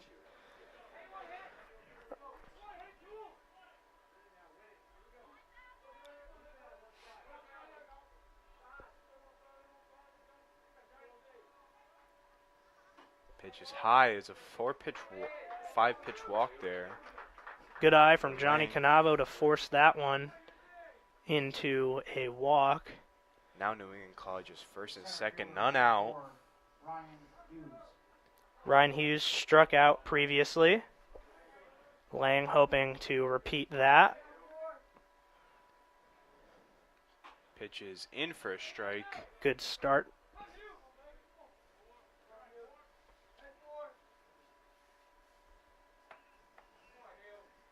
I believe he's going to go off speed here. Just like that. It is a pitcher's count, just where Lang wants to be with 2 on and nobody out. It's actually Lang's first real jam at the moment. Ball into the dirt, goes behind the catcher. They're Runner gonna bring goes to him third, but they lost the ball. Runner comes home. The other runner also advances to third, takes a big run around third, but he would go right back. Tough break there. Catcher lost the ball.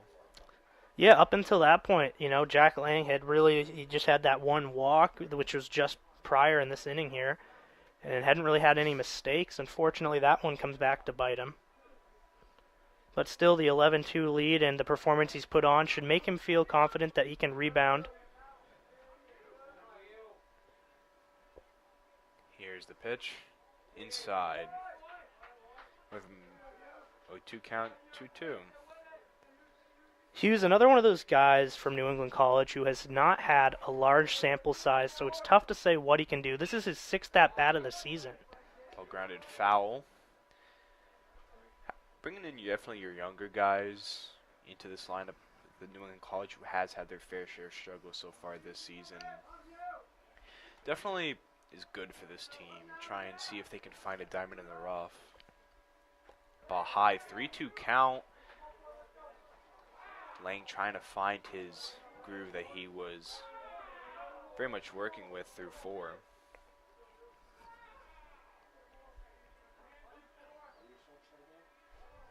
Canavo just waiting for a ball to break into left, center, or right. 0-2 count, 4 straight balls. Brings the runner over to first. And it looks like Coach Blood's going to come have a conversation with his pitcher. Probably just to calm him down. I don't think they're going to take him out this early.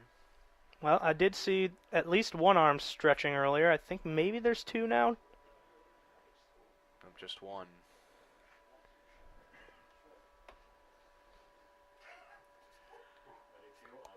Coach Bell giving me a little bit of a pep talk over there on the mound.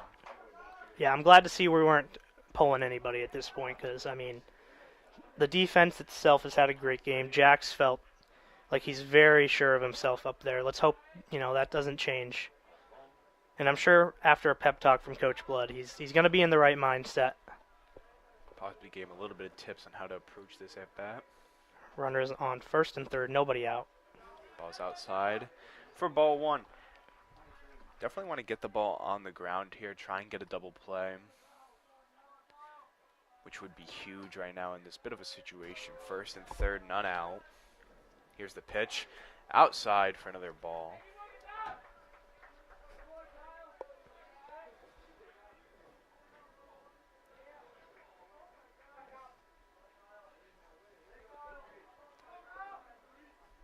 Hoping the brakes haven't come off yet. See if he could find that one. Fastball in for a strike.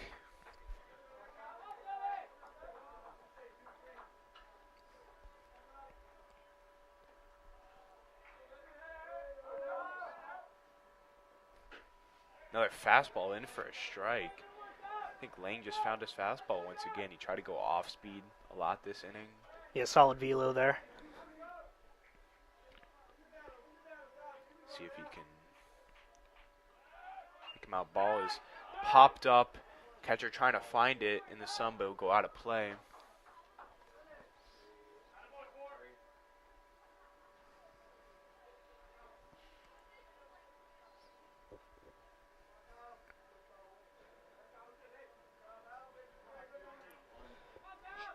Dobry currently slugging just under 400.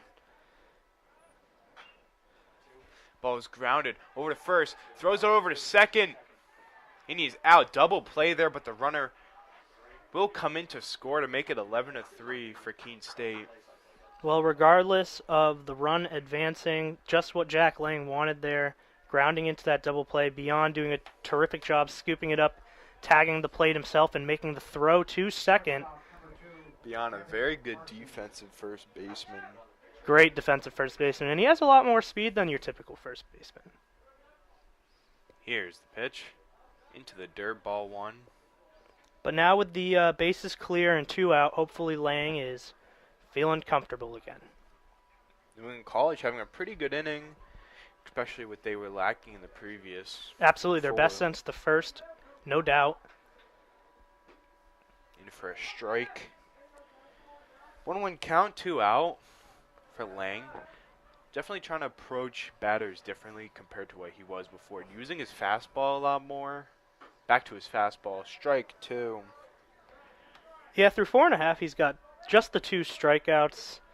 But otherwise, I mean, there's been no flaw in his game, really. hasn't thrown in the dirt nearly as much as any of the New England guys. Pitch, that ball is driven out towards center field. Diving attempt, no, not diving attempt there, but he was able to come up with it from Ehlers, and that'll be it for this half inning. We'll be right back with you on the Owls Media Network. I remember writing in the 2nd grade that I wanted to be a teacher, and I always knew that I was going to be a teacher. I started school a year early, and it created challenges for me because I wasn't able to pick up material as fast as the other students. Outside of school, my jaju would quiz me on my math facts and read with me. It showed me that even though I had challenges in school, there were still people who wanted to help me. In high school, I knew I had to work harder than everyone else to get the same results, but I had teachers that would help me in subject areas outside of their own because they could relate to how I felt. The way these interactions with my jaju and my teachers made me feel while I was learning is the inspiration for how I'd like my students to feel. I'm able to build relationships and be vulnerable with my students when they're struggling because I've been in their shoes and I know exactly how they feel. Being able to relate to them from my own experience has become a massive asset in becoming a teacher.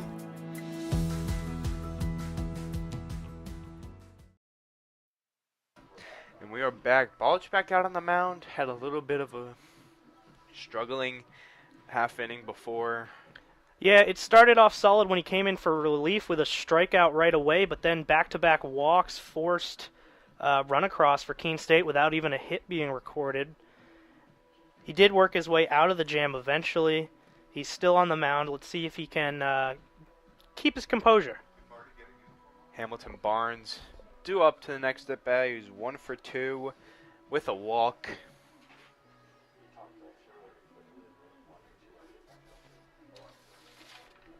See if they can get him on the base pads. That would be huge for this Keene State Owls team. With a comfortable lead like 11-3, I wonder if Coach Blood will use some of the younger guys. See what they can do, especially have an arm still warming up in the bullpen. I wonder if Jack Lane's coming in for the next inning. Yeah, with this amount of time, it's tough to say. They're definitely warmed up out there, but we'll see after this inning. Here's pitch over the head of Barnes, ball 1. Balch up to a 22 pitch count. They don't have anyone warming up in the bullpen. It's Balch's inning right here. Ball into the dirt, ball 2. Definitely having troubles with his location. But when he does find the plate, he finds it well, causing many swings and misses. Well, that seemed to be something he had struggled with, was the ability to throw strikeouts, but also the inability to lose the zone and throw balls. On the season prior to today, he had 4 strikeouts and 3 walks. So pretty even numbers there, unfortunately, but here's the pitch. In for a strike. 2-1 count. 3-1 count.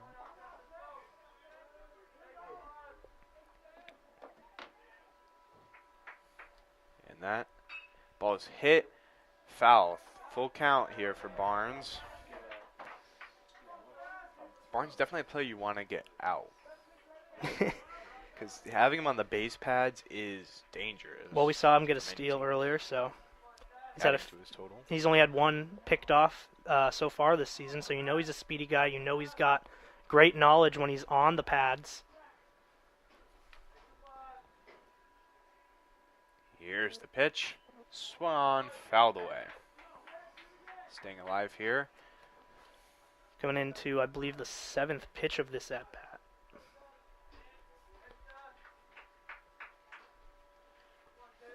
Hamilton Barnes lining up, keeping an opening stance.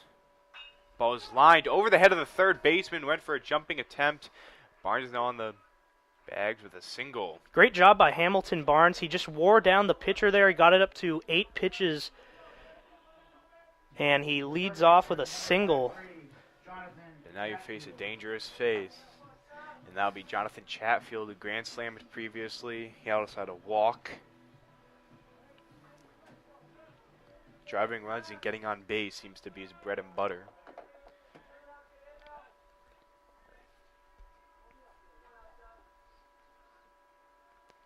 Here's the first pitch. In for a strike. Good fastball there. from Balch. Yeah, not backing down from the big power hitter.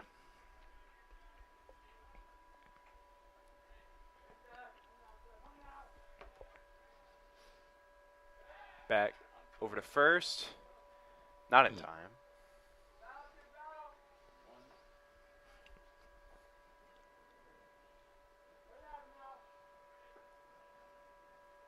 Pitcher catches, looks over at first.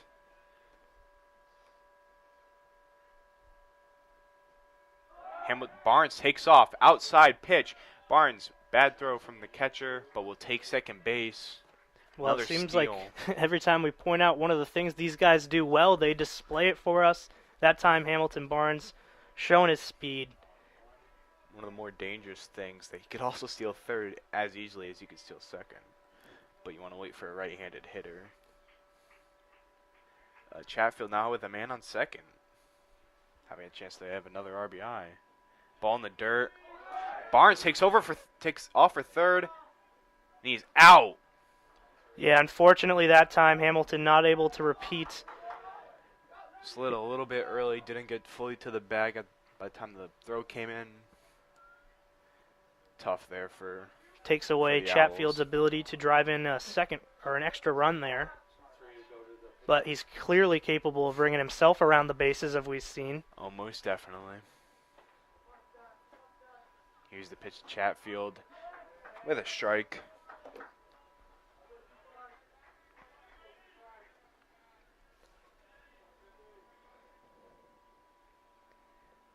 Two-two count for Chatfield. Ball is swung on, popped up to left field. Left field, there's a beat on it and make the play. Make a second out. Up to the plate now, Josh Beyond. The first baseman, number 45, Josh Beyond. Currently 0 for 3 with a strikeout.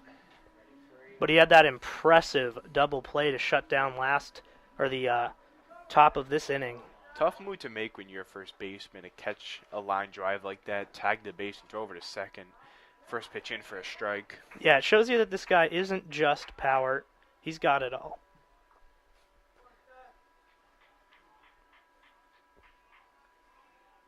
Like previously stated, not slow for a first baseman.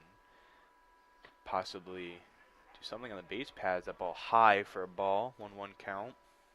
2 out. In the bottom of the fifth.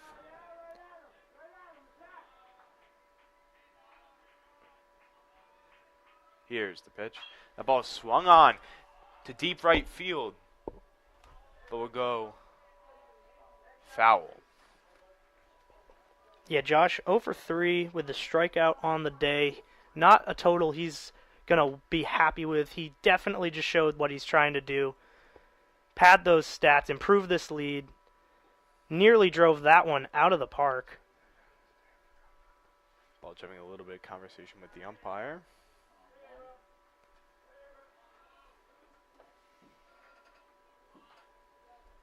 Two 2-1 count here for Beyond.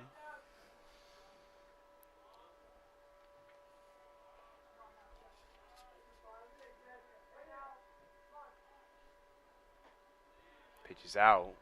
2-2 count. 2 out.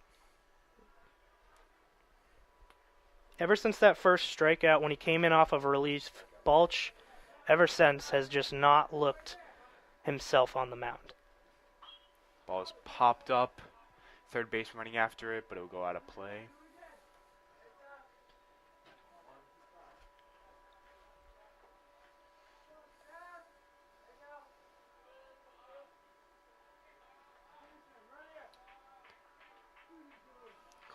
Beyond closes his stance a little bit, trying to get as much contact as he can. The ball is outside.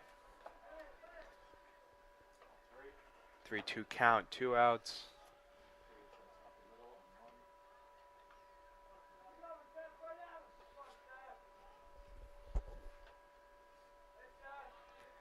Here's the pitch. Outside. Beyond will take his place at first as Eaton walks up to the plate. Eaton, confident 3 for 3. 2 RBIs so far today. Yeah, prior to this game, he had a 746 OPS, so you know he hits it hard, and he hits it hard in clutch situations, this being possibly one of them. See if he can add to his total on the day. Pitches inside, almost hits Eaton, but it'll be ball 1.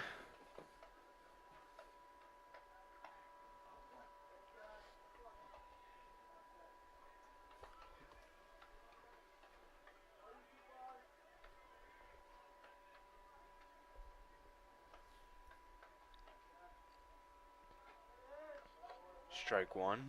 Good pitch there from Balch.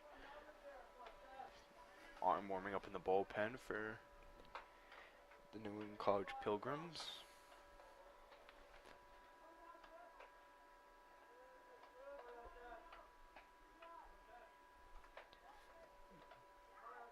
Here's the 1-1. Ball's lined, foul.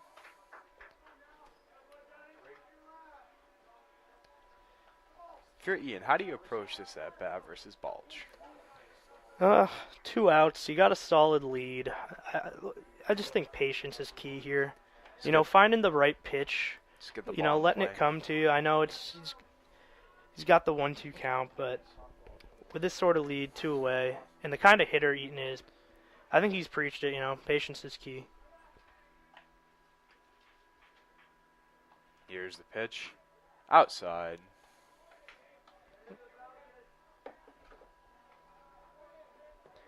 Two count, 2 out, 1 man on.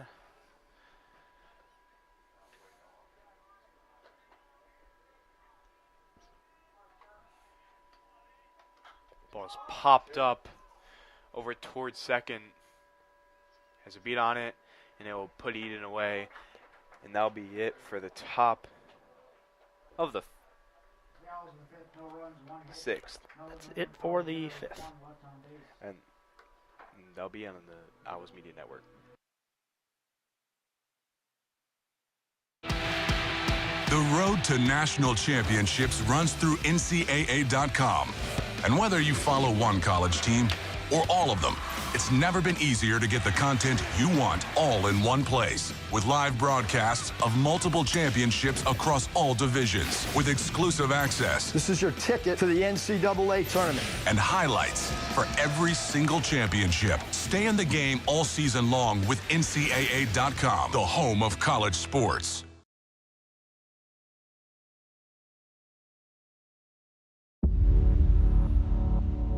To them, the whole world looks like an opportunity, one to be seized,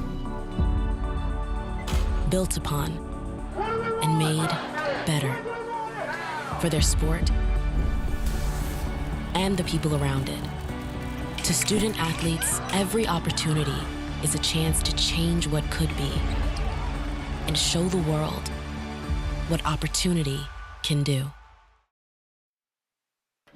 We are back. There is a substitution here. A relief pitcher, Evan Calley, coming into the game. What do we got on Calley?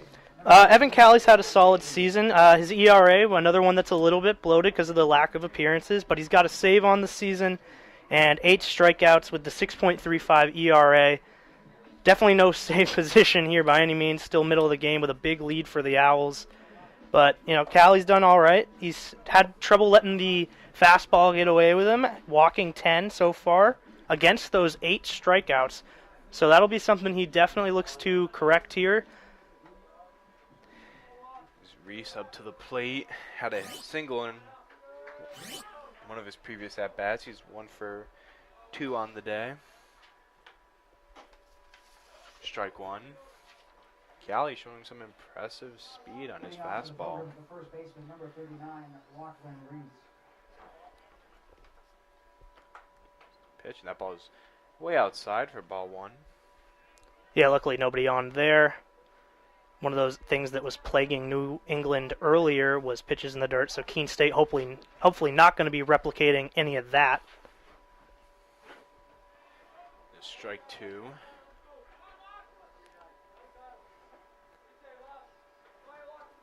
Calley definitely feeling confident here. Got to be careful, though. Reese has some pop in his bat. He's nearly a 400 hitter. Ball just outside. Ball 2.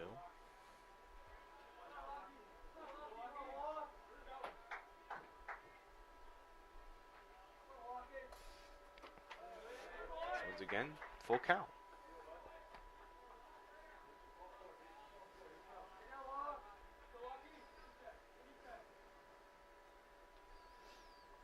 Callie with the pitch. The ball is lined over towards right field, but Ian has a beat on it and he'll put it away. Reese showing some of that power, but just didn't get under it enough to drive it further. Right fielder there for the easy read. Catcher number 30, Aaron Robertson. Aaron Robertson up to the plate. This is Aaron Robertson's first appearance today.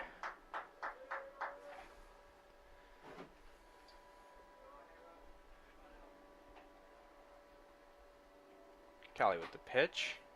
Outside, ball 1. There, getting his fastball going. We're strike 1. Callie definitely feeling more confident. Quicker pitch here into the dirt for ball 2. Trying to catch the batter Roberson off on surprise. Good fastball there from Callie. Another strike 2.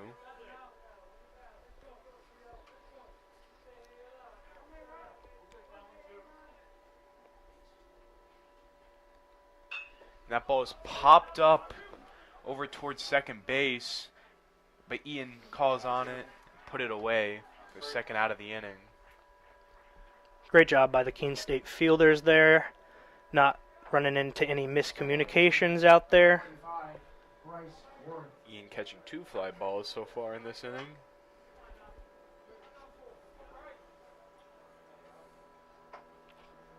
Bryce Worth, one of the few hits that New England has generated today, hoping to add another to his total here. Worth is having a pretty good season, I would say. Definitely one of their better hitters on the team. Yeah, he's got the 4 RBIs and the home run, so one of the few guys on the team to leave the park, so. Pitch outside.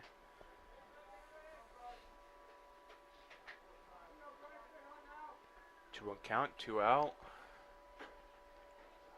Doesn't give that one to him. Outside, that was very close from off the plate.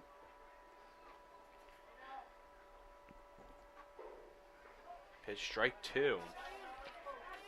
Worth tried to fool him on that one, showing that it almost hit him, but good movement on his fastball, was able to find the zone. Pitching that was skied out towards right field.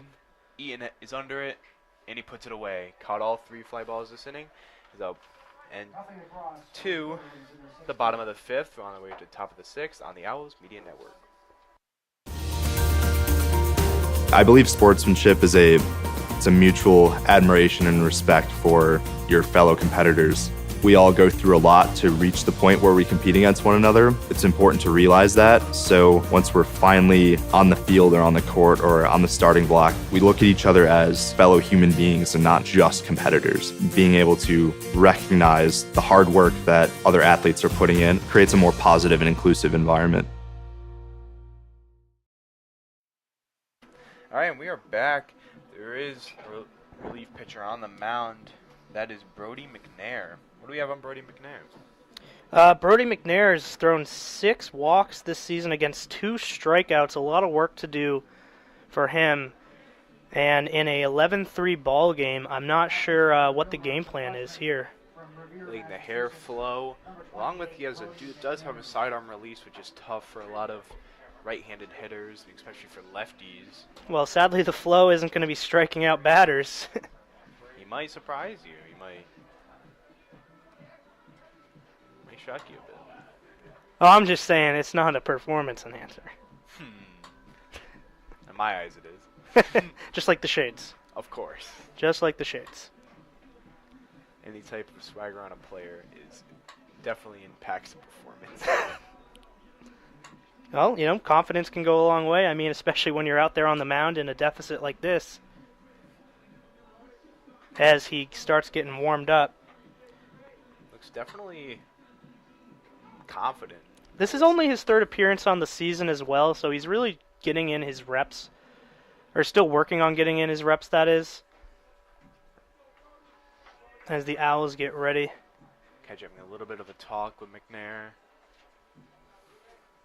Now batting for the Owls, the left fielder, number 17, Nate Hudson.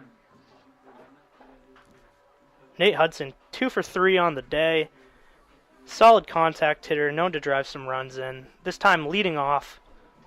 Coach is definitely happy to have Hudson start hitting consistently again. He had a hot start to the season, but it cooled down since. But recently he has been playing real well, especially in the back half of the lineup. That ball's low in the dirt, ball 1. Yeah, including today, he's at 17 hits on the season. He's got 7 RBIs. He's definitely a productive player along with a great fielder, so he's just the kind of player Coach Blood wants.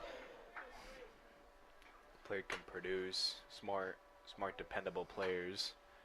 That ball is driven over towards center field. A diving attempt will get him. What a play! Yeah, I believe that was, Ryan Hughes with a great diving catch. Just what Brody McNair needed coming out of the bullpen. That'll help you extend your stay on the mound if you can get that confidence and keep it. Having the confidence in the defense is definitely key for this New England College Pilgrims. That ball is outside, ball 1.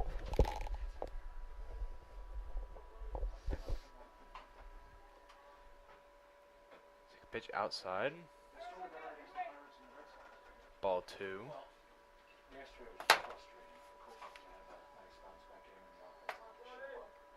Santos had a single in for a run earlier, as that one's called for a strike.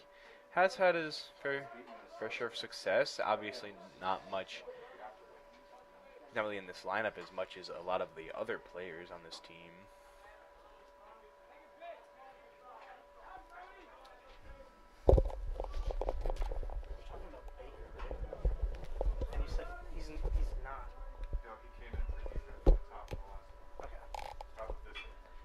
Grounded foul. Be a full count here with 1 out.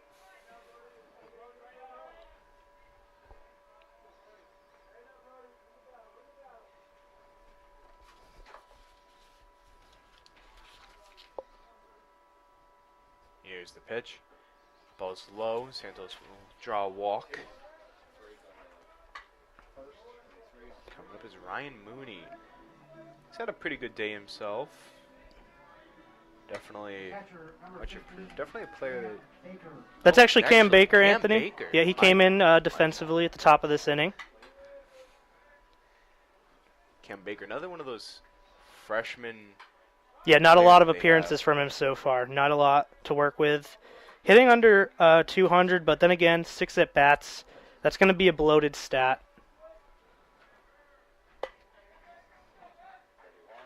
But you got speed with Santos on first, so even if you're not batting the best, you got to have some confidence in that guy. Santos, one of the faster players on their team. I love the use of the younger players who don't really get much playing time. Baker hasn't really played much compared to a lot of the other players on his team. Yeah, it's been a successful start of the season for Keene State, and Coach Blood's still just trying to tap into exactly what sort of lineups and positions these players should be in to really get the full potential out of them. Games like this, 11-3 is where you can use a lot of that. Also players out of the bullpen who you normally don't use often. Yeah, of course, the lead definitely does help in a situation where you think you can throw in those guys you haven't seen much of. 2-2 count. Baker being one of them. 2-2 count, man on first. 1 out. That ball is driven over towards center field. Left field, another diving catch this inning. What a play. Yeah, Baker put it, around where he needed to, but just some impressive tracking there by the left fielder. McNair owes some of his outfielders some Christmas presents after this inning. We just kept going with him as play-by-play color. Okay.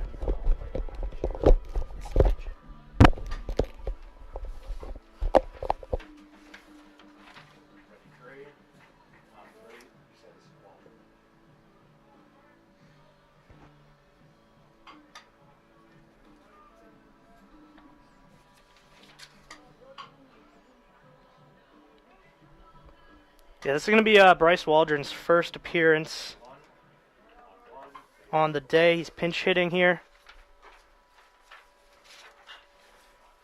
And a good start for the pinch hitter. Waldron gets the single there off his first pitch.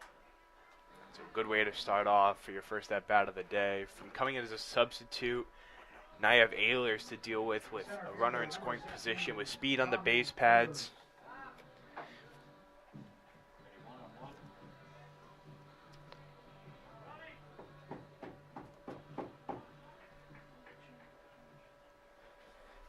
Ehlers, who is 0 for 3, has driven in runs in 4 consecutive games. He wants to make it 5.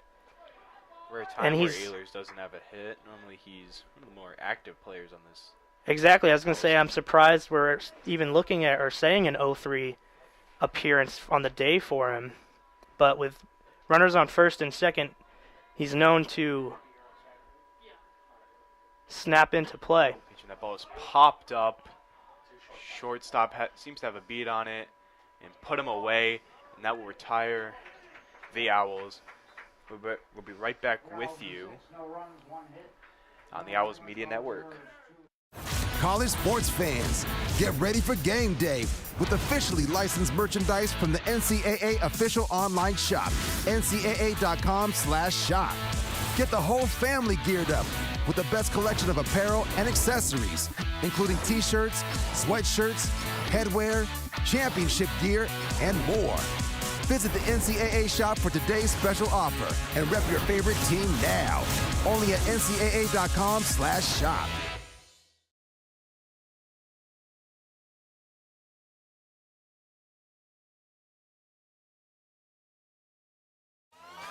All right, pay attention. Welcome to Fandom 101. We'll cover the tools of the trade from foam fingers in the wave to the super secret wave. How's that for a course description? Lesson 1, your game starts long before the opening whistle, so arrive prepared. 2, if something piques your interest, raise your hand. And 3, work in groups. NCAA championships, attendance is encouraged, passion is mandatory. Get your seats today at ncaa.com/tickets. Class dismissed. And we are back. Evan Kelly still on the mound. As well as some defensive changes there. We got Eli Oliver coming into left field, as well as Alec Verano coming in for Hamilton Barnes at second. And Baker taking a spot behind the plate. First pitch, good fastball in there for a strike.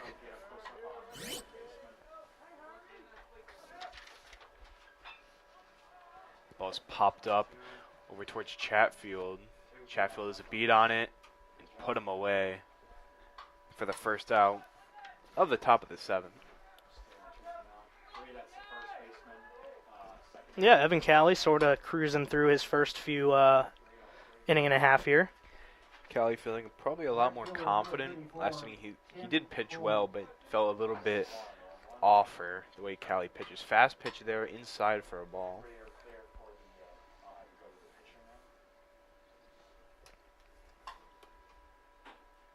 Pitch outside, ball 2.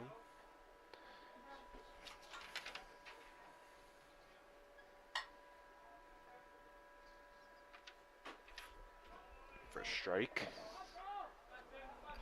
Tim Kroll, very high batting average. Coming into this one, it was at 600 after being, I thought he struck out, excuse me, he was not, but it's an 0-1 appearance for him on the day.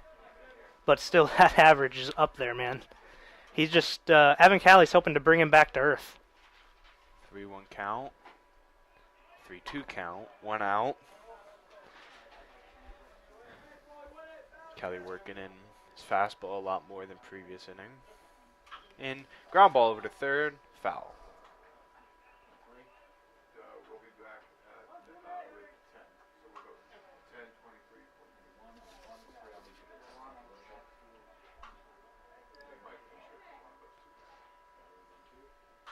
Ball's skied out towards first base. Beyond seems to have a read on it and put him away.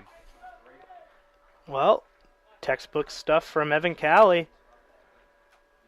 Actually, textbook stuff from Keene State pitchers in general. Really just, relying on the defensive abilities of their fielders. Kavala not really having much of a chance to swing his bat. Had a sacrifice fly earlier and a walk.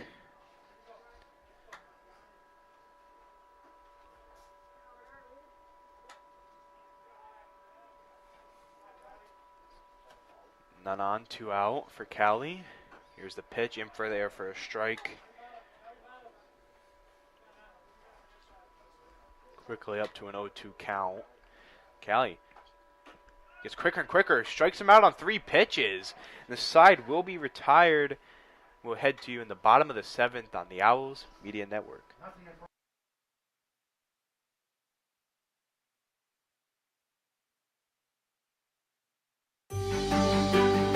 Comprehensive learning is being able to adapt to experiences and apply the things that I learned. Being an athlete and juggling academics helped me grow as a person, and things that I've learned, I was able to apply it in another field, putting them into everyday life. Developing comprehensive learning helped me prioritize certain things to make sure I get to where I want to be.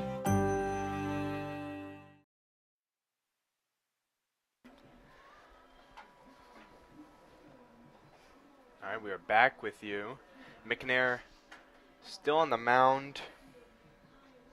Yeah, I don't see any reason to pull him. He allowed just the 1 hit. Did allow a walk. But otherwise, it was a pretty solid inning of relief for him.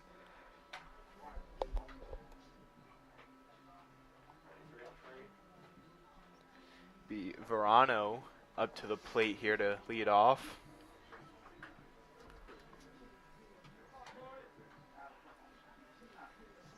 No one working in the bullpen. This is McNair's inning. McNair prospered off of his amazing defense that backed him up in the previous inning. 2 diving catches from his center fielder and his left fielder. All right, let's see what Alec Verano does. First plate appearance for him here.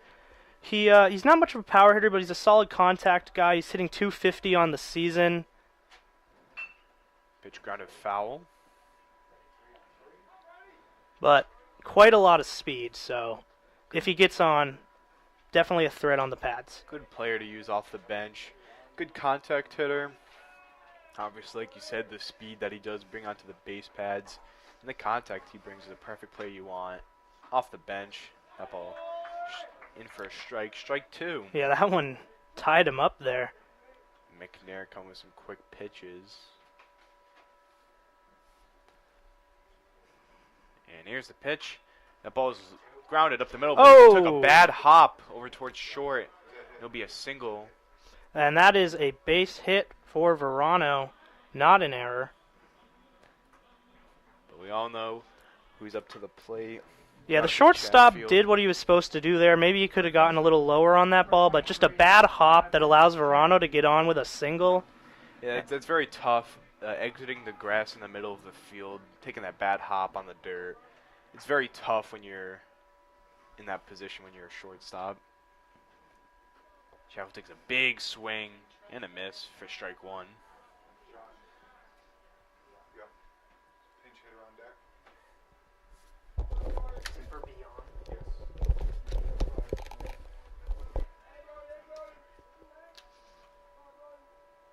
Throw back to first. Not in time. Like you said, Verano has speed on the base pads. Definitely a player you want. Use Chatfield. Pitch into the dirt.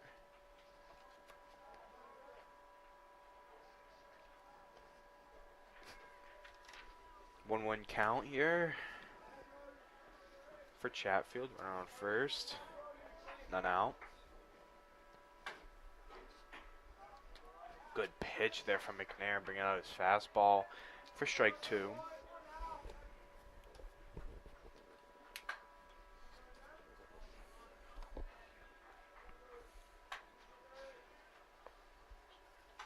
And here's the pitch.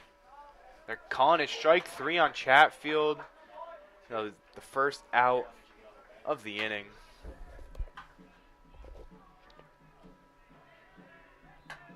And now we've got a pinch hitter. It's going to be Trent Mary. He's coming in for Josh Bion. In a limited 6 plate appearances, he has driven in 2 RBIs, so it should be interesting to see what kind of production he gets going here. Definitely would love to see him get going. Obviously a lefty out of a lineup that doesn't have many lefties is key. Ball is in the dirt. Seems to have lost it, but Verano stayed at first.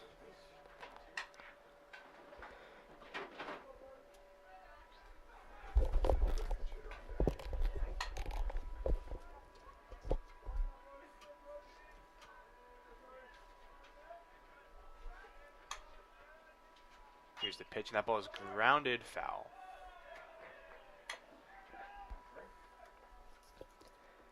Yeah, Mayer looking to improve on just his 7th appearance of the season at the deck here. As I said, 2 RBIs, maybe could make it 3 or 4. 1-1 count, 1 out. Here's the pitch. Swung on and miss. Second strike. Well, that's what McNair wants to see. Definitely. Swings and misses. Something that hasn't been happening too much for New England today. They have much improved on the defensive side since earlier innings. Yeah, a lot of errors earlier, not as many here today. Called strike. Excuse me, at this point. Cooking right now.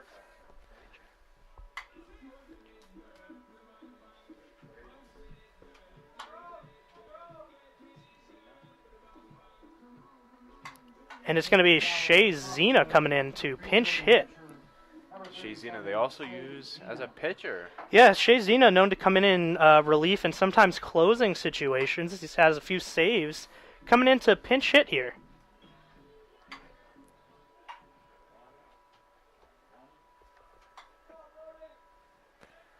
Love to see a two-way player get his use at the plate. So run on first, 2 outs. McNair seems to have his confidence going. 2 straight strikeout lookings. He got Chatfield from last time. And now he's facing a guy that's sub 100 with his average. So, I mean, if you're McNair, this is kind of the scenario you want. Obviously, you don't want the man at first, but he's making work here. Seems a little more confident than last outing. Ball is grounded over towards third. It will go right under the glove. Shea Zena with a single. Brings runner on first and second.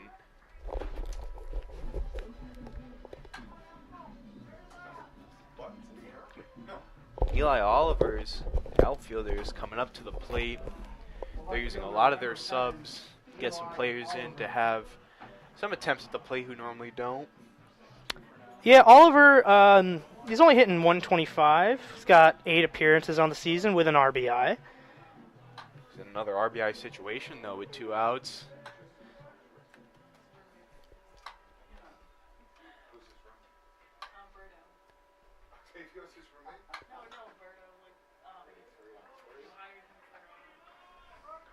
Pitches inside for ball.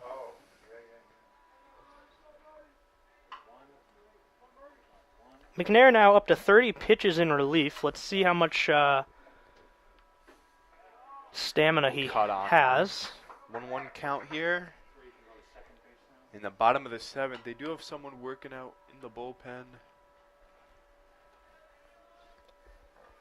Yeah, through 1.5, McNair's got 2 strikeouts, just the 1 walk, but he has allowed 3 hits. So coach definitely keeping an eye on him. Inside for a strike. 2 strike, 2 out, 2 men on.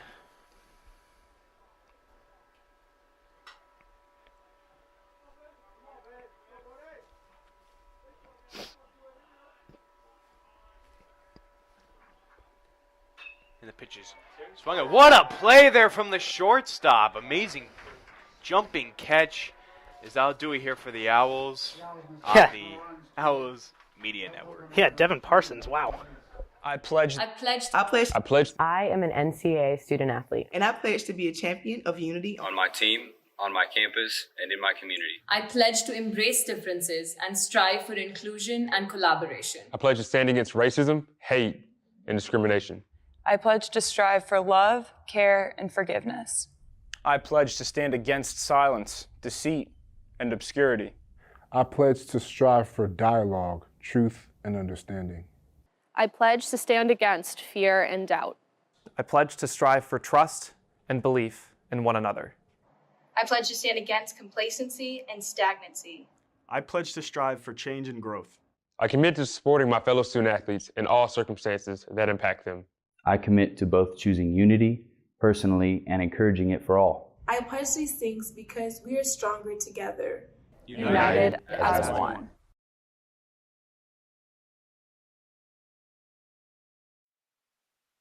And we are back. We do have a player as a relief pitcher, Joe Schlehuber. What do we have on him? Schlehuber hasn't had a lot to work with this season. He's 0-1 so far. ERA's bloated, but, you know, he's able to throw a strikeout pretty solidly. I think it's just getting a hold of his, his command, having that location figured out and being consistent with it.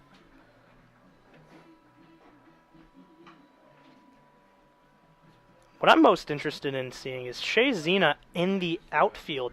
The occasional reliever and the occasional closer in the outfield. I know college ball does mix up positions quite a bit more than your traditional big league stuff, but the pitcher in the outfield is a very interesting look. You know. But with an 11-3 lead, I don't know how worried you are. I mean, at the top of the 8th. I guess Shea Zena is definitely used like that. I mean, he has had multiple plate appearances. And I mean, think about how fun it must be for him. He's able to go in there, occasionally get a save, but also, enjoy a beautiful day in the outfield with his team winning.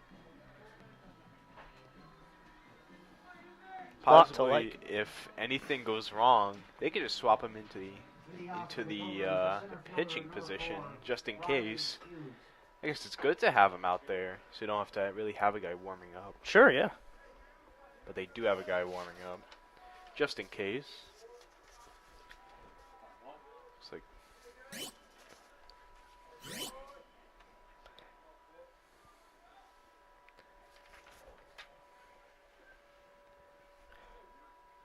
First pitch, and first strike. Good velocity on that fastball. Yeah, good first pitch there from Schlehuber. Hughes went down on strikes earlier, but he also reached via a walk, so hasn't garnered a hit.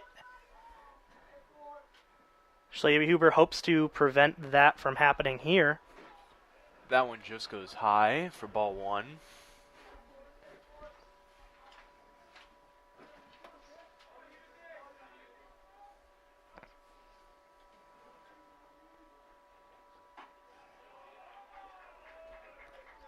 Good looking stuff early from Schlehuber.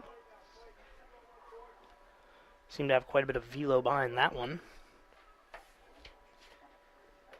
Top of the 8th. A nice 8-run lead here for the Owls.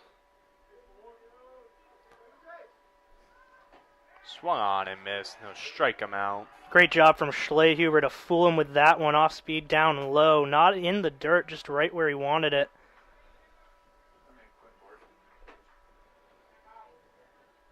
Left fielder, number 23, Kyle Dobry. Kyle Dobry, one of the guys coming into this game we spoke highly of for this New England College team. He's been pretty quiet so far. Struck out once in 3 appearances, no hits. Definitely led to the situation we are in now. That this New England College offense not really having the best game offensively. Did put up 3 runs, but has had their fair share of struggles. That ball gets away from Baker behind the plate for ball 2.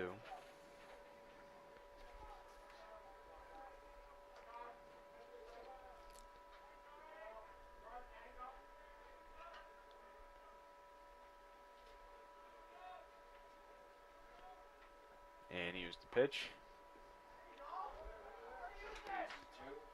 Well, after a really solid strikeout to start his pitching relief, it goes with a walk there. The shortstop, number 2, Devin Parsons. But, looking at Schlehuber's stats, he seems to have a pretty even split between the amount of strikeouts he throws and the amount of balls he throws. Definitely. In fact, he's actually walked 2 more than he has struck them out. Ball's in for a strike. And excuse me, after this most recent strikeout, 1.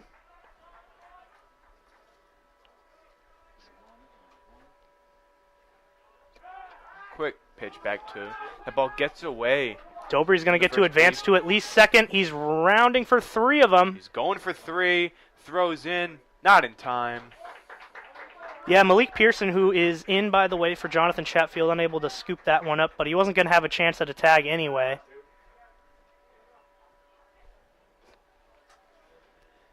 Good hustle there. Getting all the way to third on that pass ball.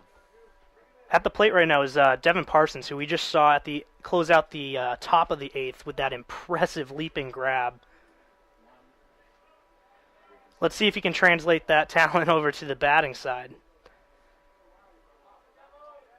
Or should I say a special play like that? Nice strike there.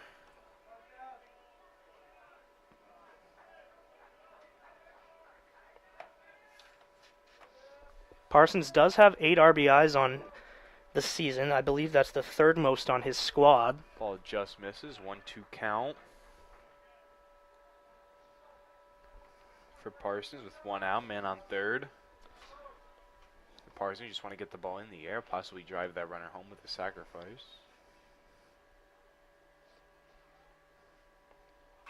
Ball is fouled back. Staying on. Schlehuber definitely showing a lot of velocity on his fastball, a lot of confidence. When he goes off speed, a lot of the times that ball ends up in the dirt or maybe above Baker's head over there behind the plate. Pitch gets away from Baker, now bringing a run. Schlehuber looks visibly disappointed with himself on that one. Pitch in the dirt allows a run to come home. Fortunately, that deficit's still at 7 on the day. Something we keep we wish we could keep reminding our Keene State pitchers is that, the guys behind you, they can really back you up, whether it's the outfield or the infield, so throwing pitchers with a lot more confidence is definitely key for a lot of these pitchers. Ball's in for a strike, called strike 3. The 2nd out of the inning.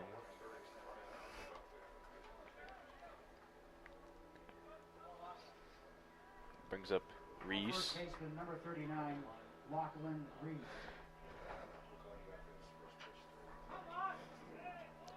Reese had a hit earlier today. 1 for 3 on the day. The ball's outside for a ball.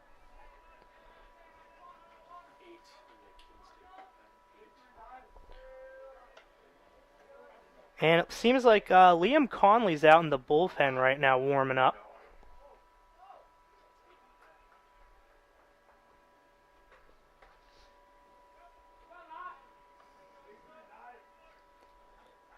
I don't think they're pulling Schlehuber, but probably getting ready for the 9th. If Here's necessary. Pitch. Barely misses for another ball.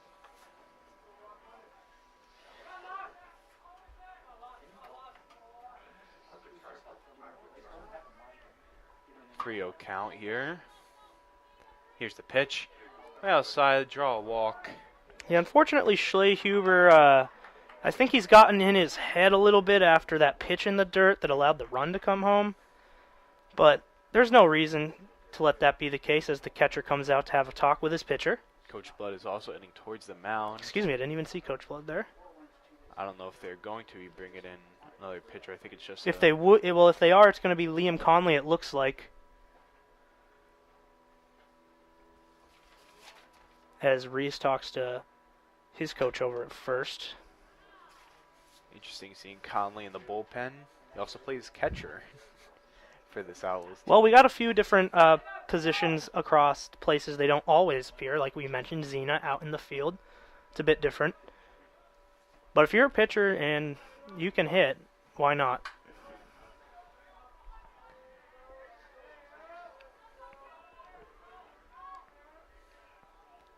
And here's the pitch.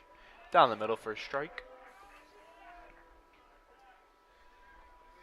Now that's the type of adjustment you want to see your pitcher make after a quick meeting and after throwing 4 straight balls there.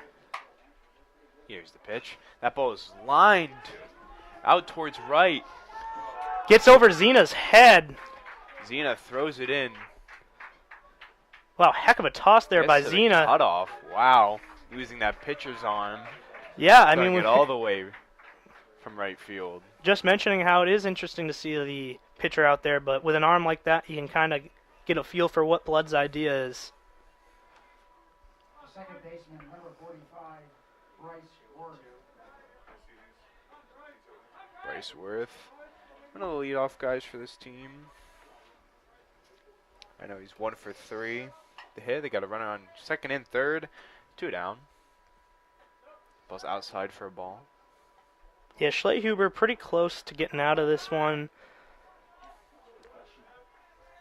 If he could without another run coming around, it would really help out his ERA, which has been inflated due to the lack of appearances we've seen overall this season. Good pitch in there for a strike. 1-1 count. 2 out.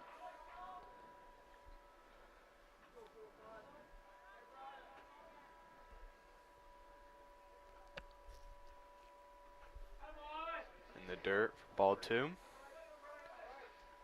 Schlehuber trying to get out of this little mess.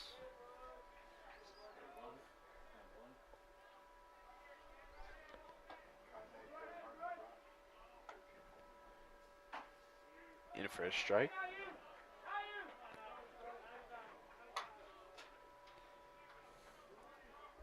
Quite the opportunity here. 2 strikes, 2 outs. And here's the pitch. The ball is lined over towards the shortstop, played on a first, which will retire the order. And that'll be it on the Owls Media Network. Our campus can get pretty quiet during the summer when most students are home, but that doesn't mean it's completely empty. Students are working and learning here year-round. There's tour guides and student workers like me, and students are interning all over the Monadnock region. Many of our majors require hands-on learning, and our students are working as reporters, videographers, environmental advocates, and scientific researchers to gain experience. Here's a look at what's happening right here in our city this summer.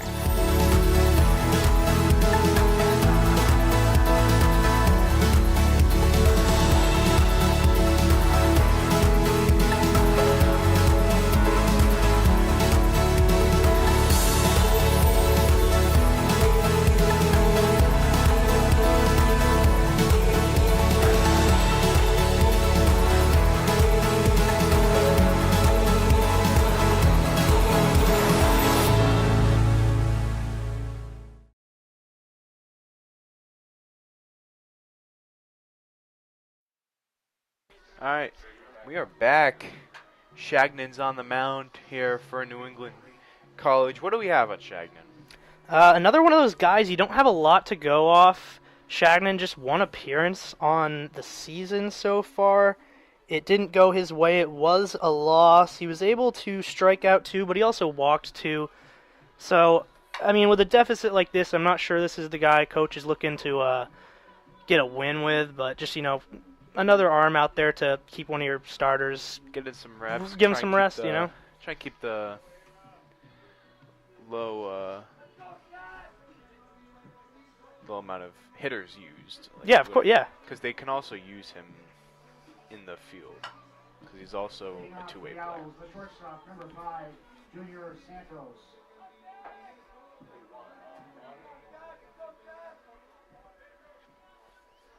Two strikeouts for Santos, but he does have a hit on the day that resulted in an RBI, so we'll see if he's able to add another one to the column. Cut on and miss there for Santos.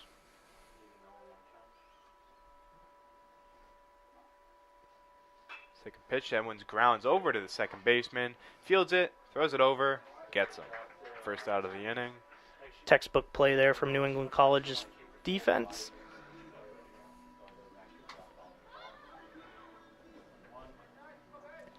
Cam Baker up to the plate. Catcher number 15, Cam Baker.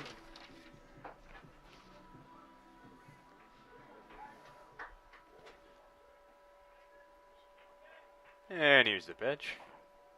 Out, just outside for a ball.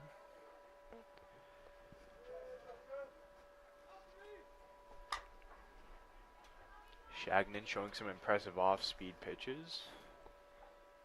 That one, fastball into the dirt.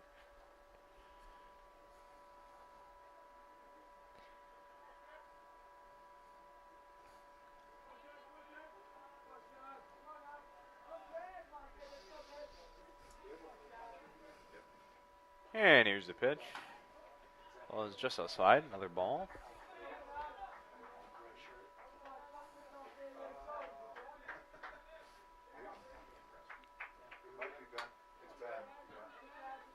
The 3-0 count here for Baker.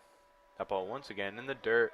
He will take a spot at first base. Nice job by Cam Baker there to hold on and just let the pitcher.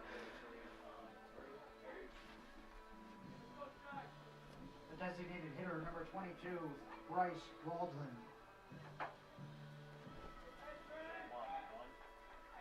Bryce Waldron up to the plate. Waldron hitting .250 on the season. He's got an RBI to go along with that. Waldron, one of the guys who Blood's working in later into this game to sort of, maybe find out, does he have a future position regularly on the field? Throws back over to first. Not in time.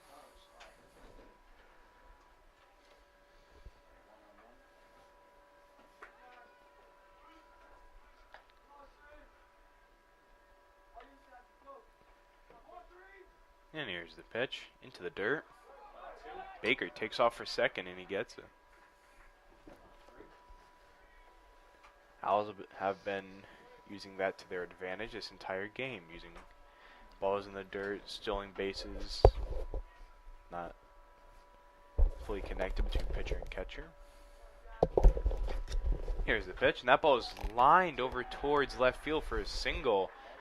Baker staying at third, running on first and third. Well, I'm sure Coach Blood's happy with this game overall, but it's got to be nice to see one of the guys that's not on deck that often, like Waldron, get a great single like that. The center fielder, number 16, Tommy Ehlers. With a lot of substitutes, they keep Ehlers, the starting center fielder, in this lineup. Something to keep your eye on here is, can Ehlers keep his hit streak alive? 0 for 4 on the day, but I believe this could be his 5th consecutive game with an RBI, and I believe 5th with a hit.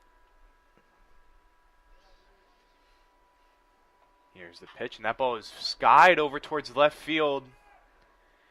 A chance here for left field to score. It loses his footing, but Baker will come home to extend the lead of the Well, the hit streak might not stay alive, but the RBI streak does stay alive. There's a 12-4 lead for the Owls here. Sac fly there for Ehlers makes it 12-4 Keene State. Verano, I believe, singled in his previous at-bat to get on the base pads.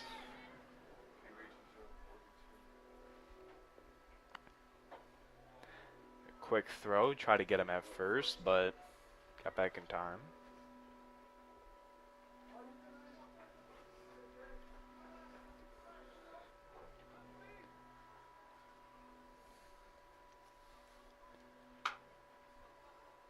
Ball in the dirt once again.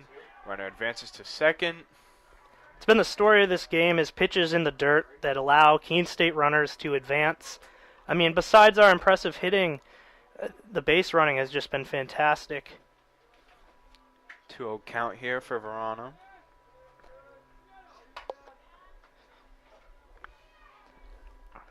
That ball is hit foul. 2-1 count, 2 out. In the bottom of the 8th.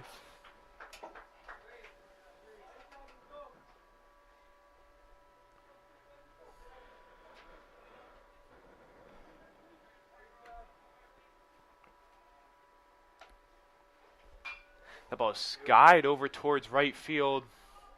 Center fielder has a beat on it though and calling for it, and they'll put him away. As that will retire the Owls, and we'll be right back with you on the Owls Media Network.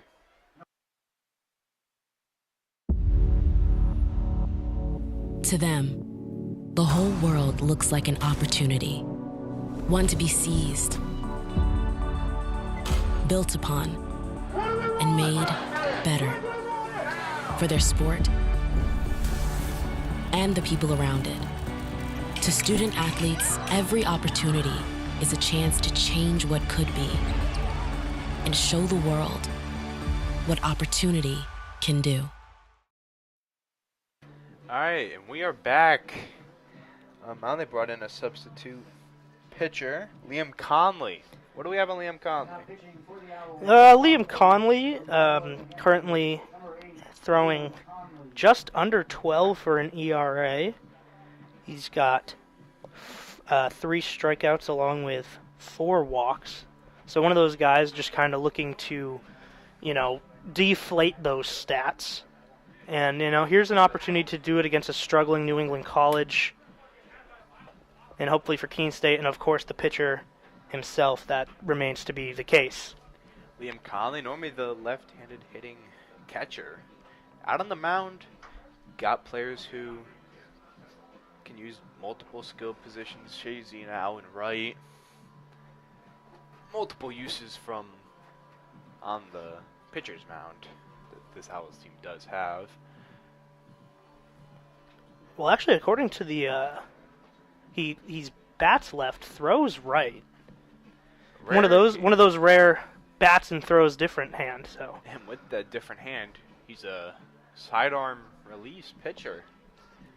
Yeah, no, definitely an interesting guy to keep your eye on. I mean, similar to Schlehuber, with the lack of appearances, those stats seem to be worse than they really are.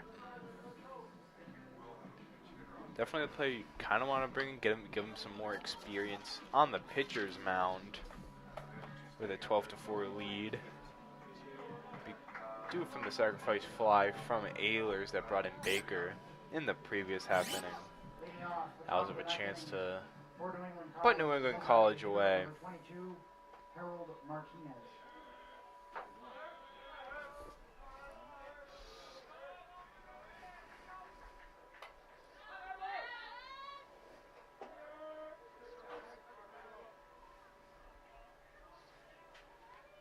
Here's a pitch, and that one's in for a strike. Good way to start possibly the last half here. Good use of the fastball. Doesn't have as high as a release as some of the other Keene State pitchers. Could be because he's a sidearm pitcher, but also he doesn't take much of a step as a lot of other pitchers do. Yeah, and I'm sure with the lead he's a little less afraid of throwing right down the strike zone at the moment. Pitch, and that one is swung on, hit over to third, plays over to first, and that'll be 1 out. Heads up play there by Malik Pearson, picks up the grounder in, throws it on to first. First out. Now here comes Tim Kroll, the gentleman who we mentioned had a 600 average coming into this game. That, of course, is coming down to earth a little bit here, 0 for 2 on the day. That pitch is inside for ball 1.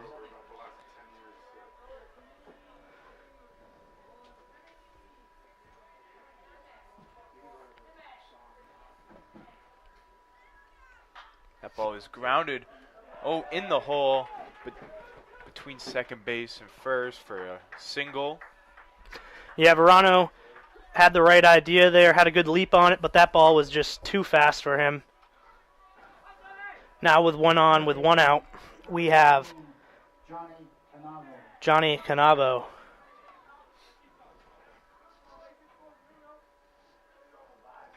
Who has struck out once, taken a walk, and has a sacrifice fly. And here's the pitch. That one in for strike.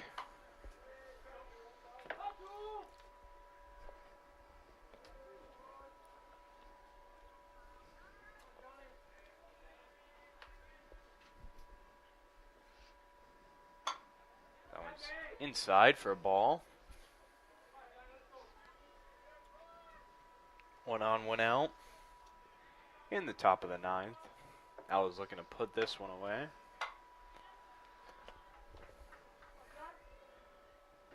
Ball's in for a strike 2. Liam Conley just looking to hold on. Not inflate his ERA any more than what it is. Pitch in, grounded, foul.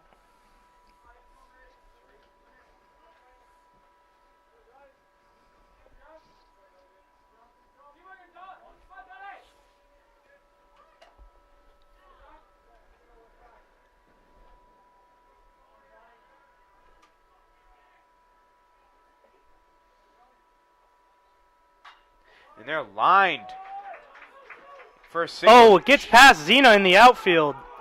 The runner slid at second, possibly slowing him down. The throw is in. They would have possibly had a run, but number 34. Yeah, I'm a little surprised 34 didn't go around all the way there with the deficit. It slowed him down for Tim Kroll over there. Just sliding into second really slowed him down. He didn't expect Zena to lose control of that one. Yeah, the single into the air did not help there. Center fielder, number 4, Ryan Hughes.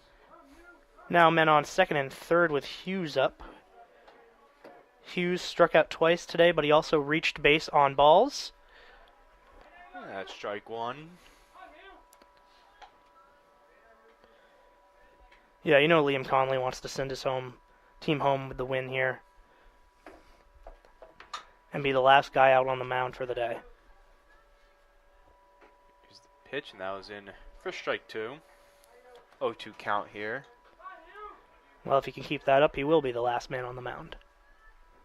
Showing his fastball a little much. A little much has resulted back to his off-speed pitches. Trying to get him with those. That pitch is in, will go outside. Runner advances home. And they bring one in. Hesitate the man on third. He'll go back. That brings in another run. Now 12-5. 12-5 there.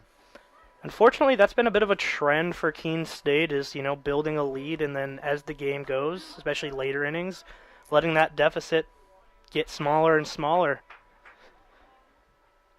And it's always the little mistakes that come back to hurt you. First pitch is a ball. Low and away.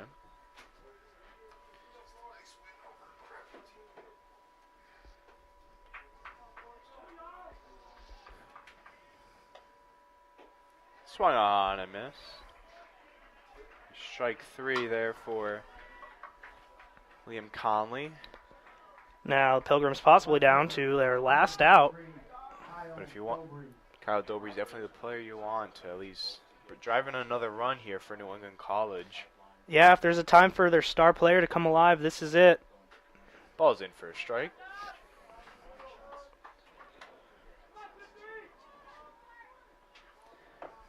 Man on third. 2 men out.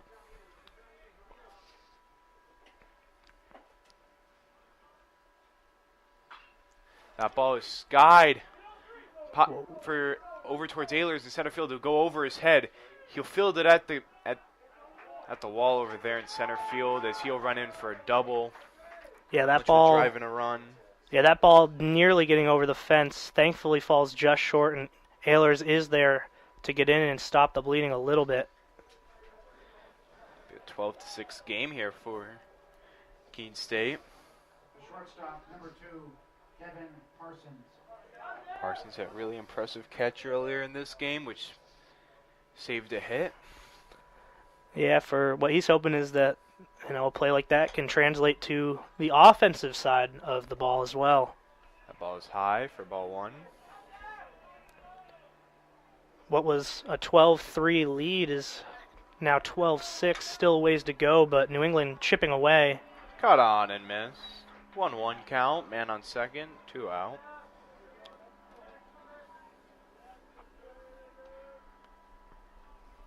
Liam Conley looking to just end this, send him packing home.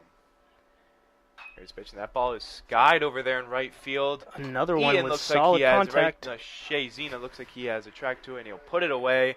And that will end this game 12-6 for the Owls on the Owls Media Network. We'll be right back with you with an interview for Justin Blood and a couple players.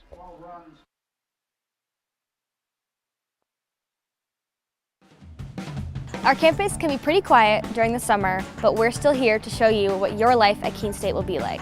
I'm Emma, a tour guide at the admissions office, and I'm here to answer your questions and show you the parts of our community you're interested in seeing most. You can book a tour at keene.edu/visit or reach out to any of our admissions staff to find out when you can come see our home. Here's a sneak peek at what a tour is like.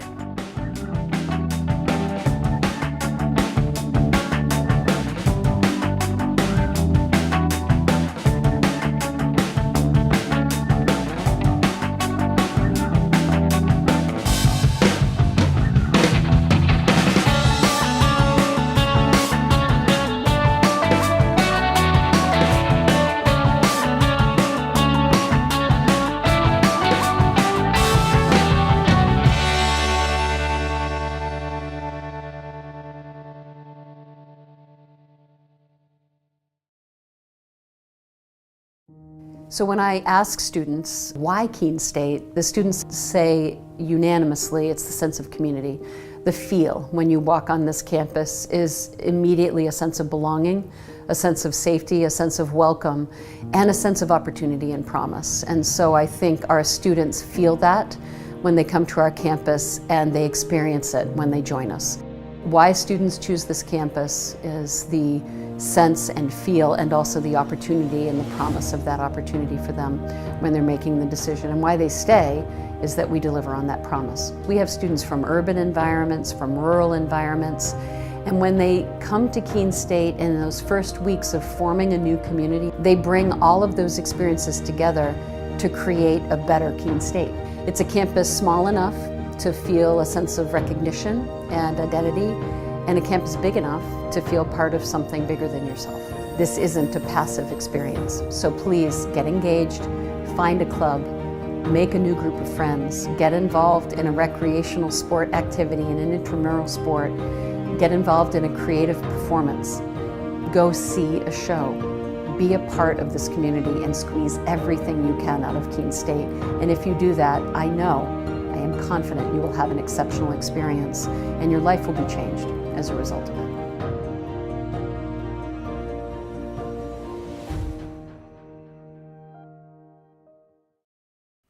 I'm blanking. I'm blanking too. Next question you want to do? Bro, where's Aiden? Where's Aiden when we need him? What are the other states, bro?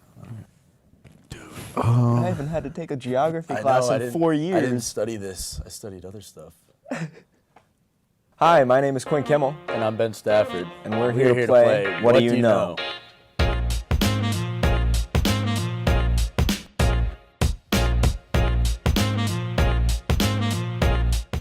Phelps, Spitz, Lochte. Who from there? Murphy? Murphy. Dude, I don't know.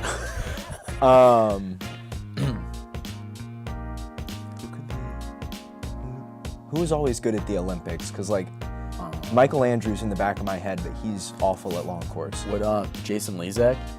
No. Who's the fourth on that 4x1? Well, I had Garrett Webergill, and then I also had Colin Jones. No.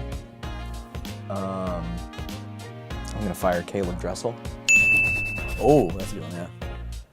And I thought he was too young, to be honest, but worth a try. Who else? I'm blanking. Next question you want to do?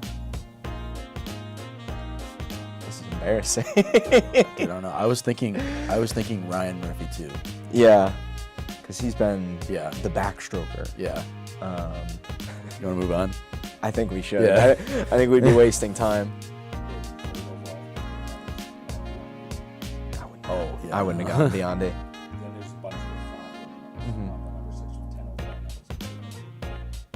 Wouldn't have gotten I don't know what that is. We should have Okay. gotten Pearsall. Yeah, we should have gotten Yeah. Pearsall. Oh, Nathan! How did we I miss don't know. Nate I don't know, Adrian? bro. That's He's been on all crazy. the- Okay. Don't know. We should have got Adrian. Vaguely rings a bell. I think I remember Dave saying something about Yeah. him. No, Adrian, bro. I don't know how we did that.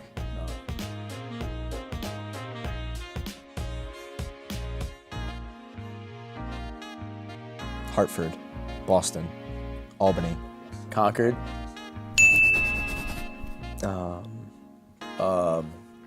Not Portland. Is it Portland? Is it Bangor? All right, let's go Juneau for Alaska because that one's in my head right now. Tallahassee. Good. Atlanta, Georgia. Dallas, Texas, Houston, Austin. Sacramento for California. Portland, Oregon, Seattle then for Washington. Wow. Is it Burlington for Vermont? No. Brattleboro. No. I'm gonna do for North Carolina, Raleigh. Kansas City. Topeka, Kansas. Madison, Wisconsin. I don't know.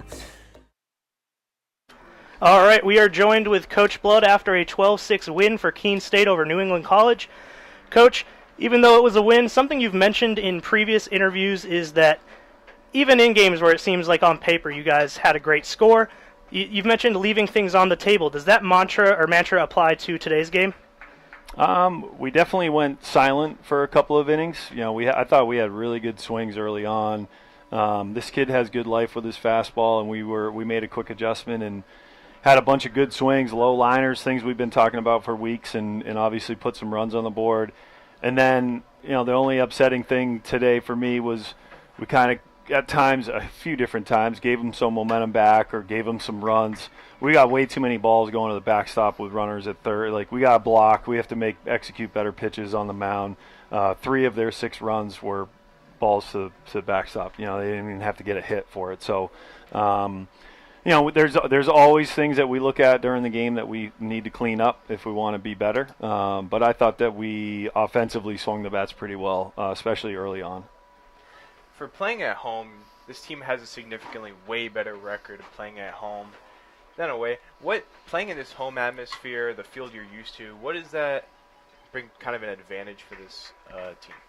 You know, we've kind of joked about it. You know, obviously fields in the Northeast this time of the year go through some transitions, and field was really wet and a lot of moisture about 2 weeks ago, and you know, the frost coming out a little lumpy here and there, but it's ours. You know, it's our field. We know where those flaws might be hidden. We know how the ball flies. You know, where the sun is. So anything that could potentially be frustrating to an opponent can't be frustrating to us. It has to be something we can weaponize, you know, something we can use against them, and it becomes a strength for us. So the field has been playing great, though, the last you know, week and a half, 10 days. It's dried out very quickly, and now we're going to get to the point where it's too dry. It's funny how those things kind of speed up on us. But, yeah, the field, everybody has a little bit of a home field advantage, and you know, not having to get on a bus is always great, and when the sun's out and it's beautiful, everybody gets excited to play at home. So I know we go on the road the next 2 days, but then we'll be excited to get back for this Saturday's doubleheader. Jack Lang had a pretty solid performance today. What did you make of it? Jack has been good. He's a little bit of Jekyll and Hyde sometimes. He's a guy that has to pitch to contact. He doesn't create a ton of swings and misses, so when he gives up things for free, when he hits guys and walks guys, loses his zone for a couple of hitters, he gets punished like most pitchers. But pitchers that have a little more swing and miss in their arsenal can get away with some of that stuff. But you know, Jack, for the most part, every time he's thrown this year, he's given us solid outings.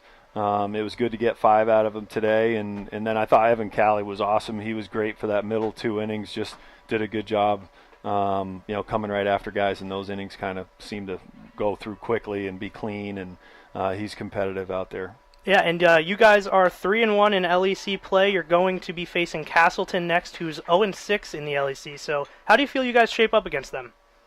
I think we need to, all the things we've been talking about that we need to be good at, no different tomorrow. If we're good at the things that we've been doing a solid job with, we defend and we throw strikes. We got Brendan Muse on the mound tomorrow, and I got Zena and the Brennans and Dave Floyd and a bunch of guys behind them, McKeegan. What we've found now is we have a handful of pitchers that we can use in different situations, and so I like where we're at matchup-wise. The bats have definitely come a long way in the last couple of weeks, so we keep having some solid at-bats and defend and pitch it like we have, we'll be in good shape. Well, congratulations on this win, Coach. 12-6. All right, thanks a lot. Appreciate it, man. Oop. Thank you. Yeah.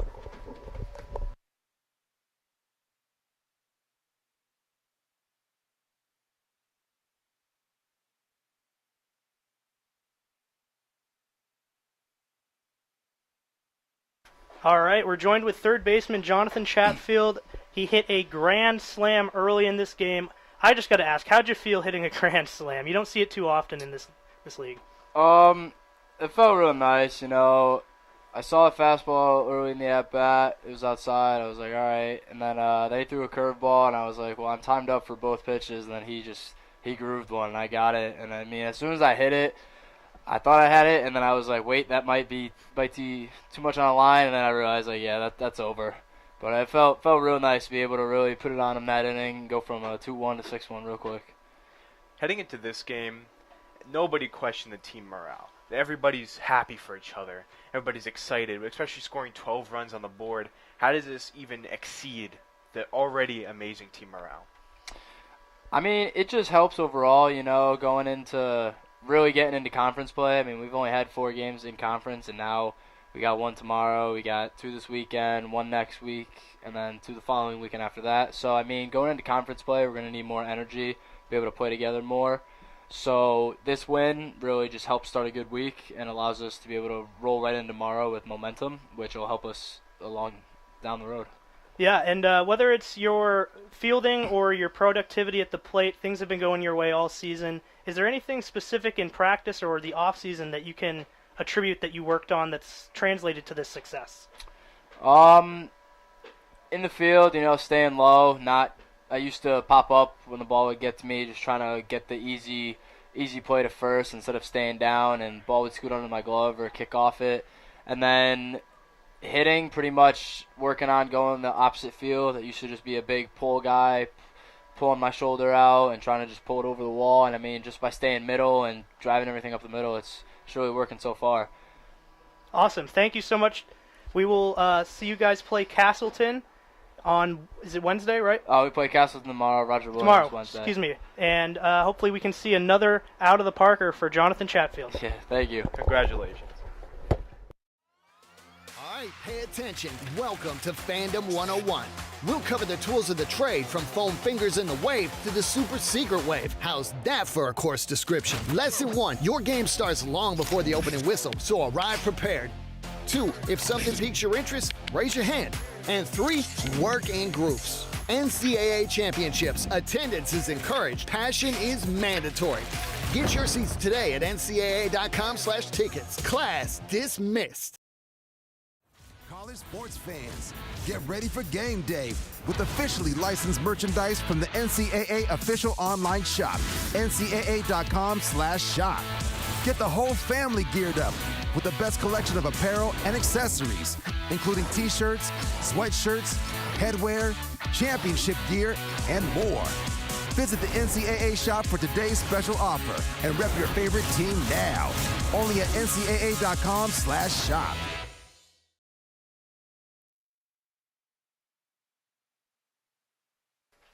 I want to thank you all for watching this broadcast. Just want to let you know that on April 11th, they're going on the road against Castleton, April 12th at Roger Williams, and then April 15th at home, a doubleheader against UMass Boston. Good night, everybody. You have been watching a Keene State Athletics broadcast on the Owls Media Network. Please tune in to our next broadcast, and thank you for watching.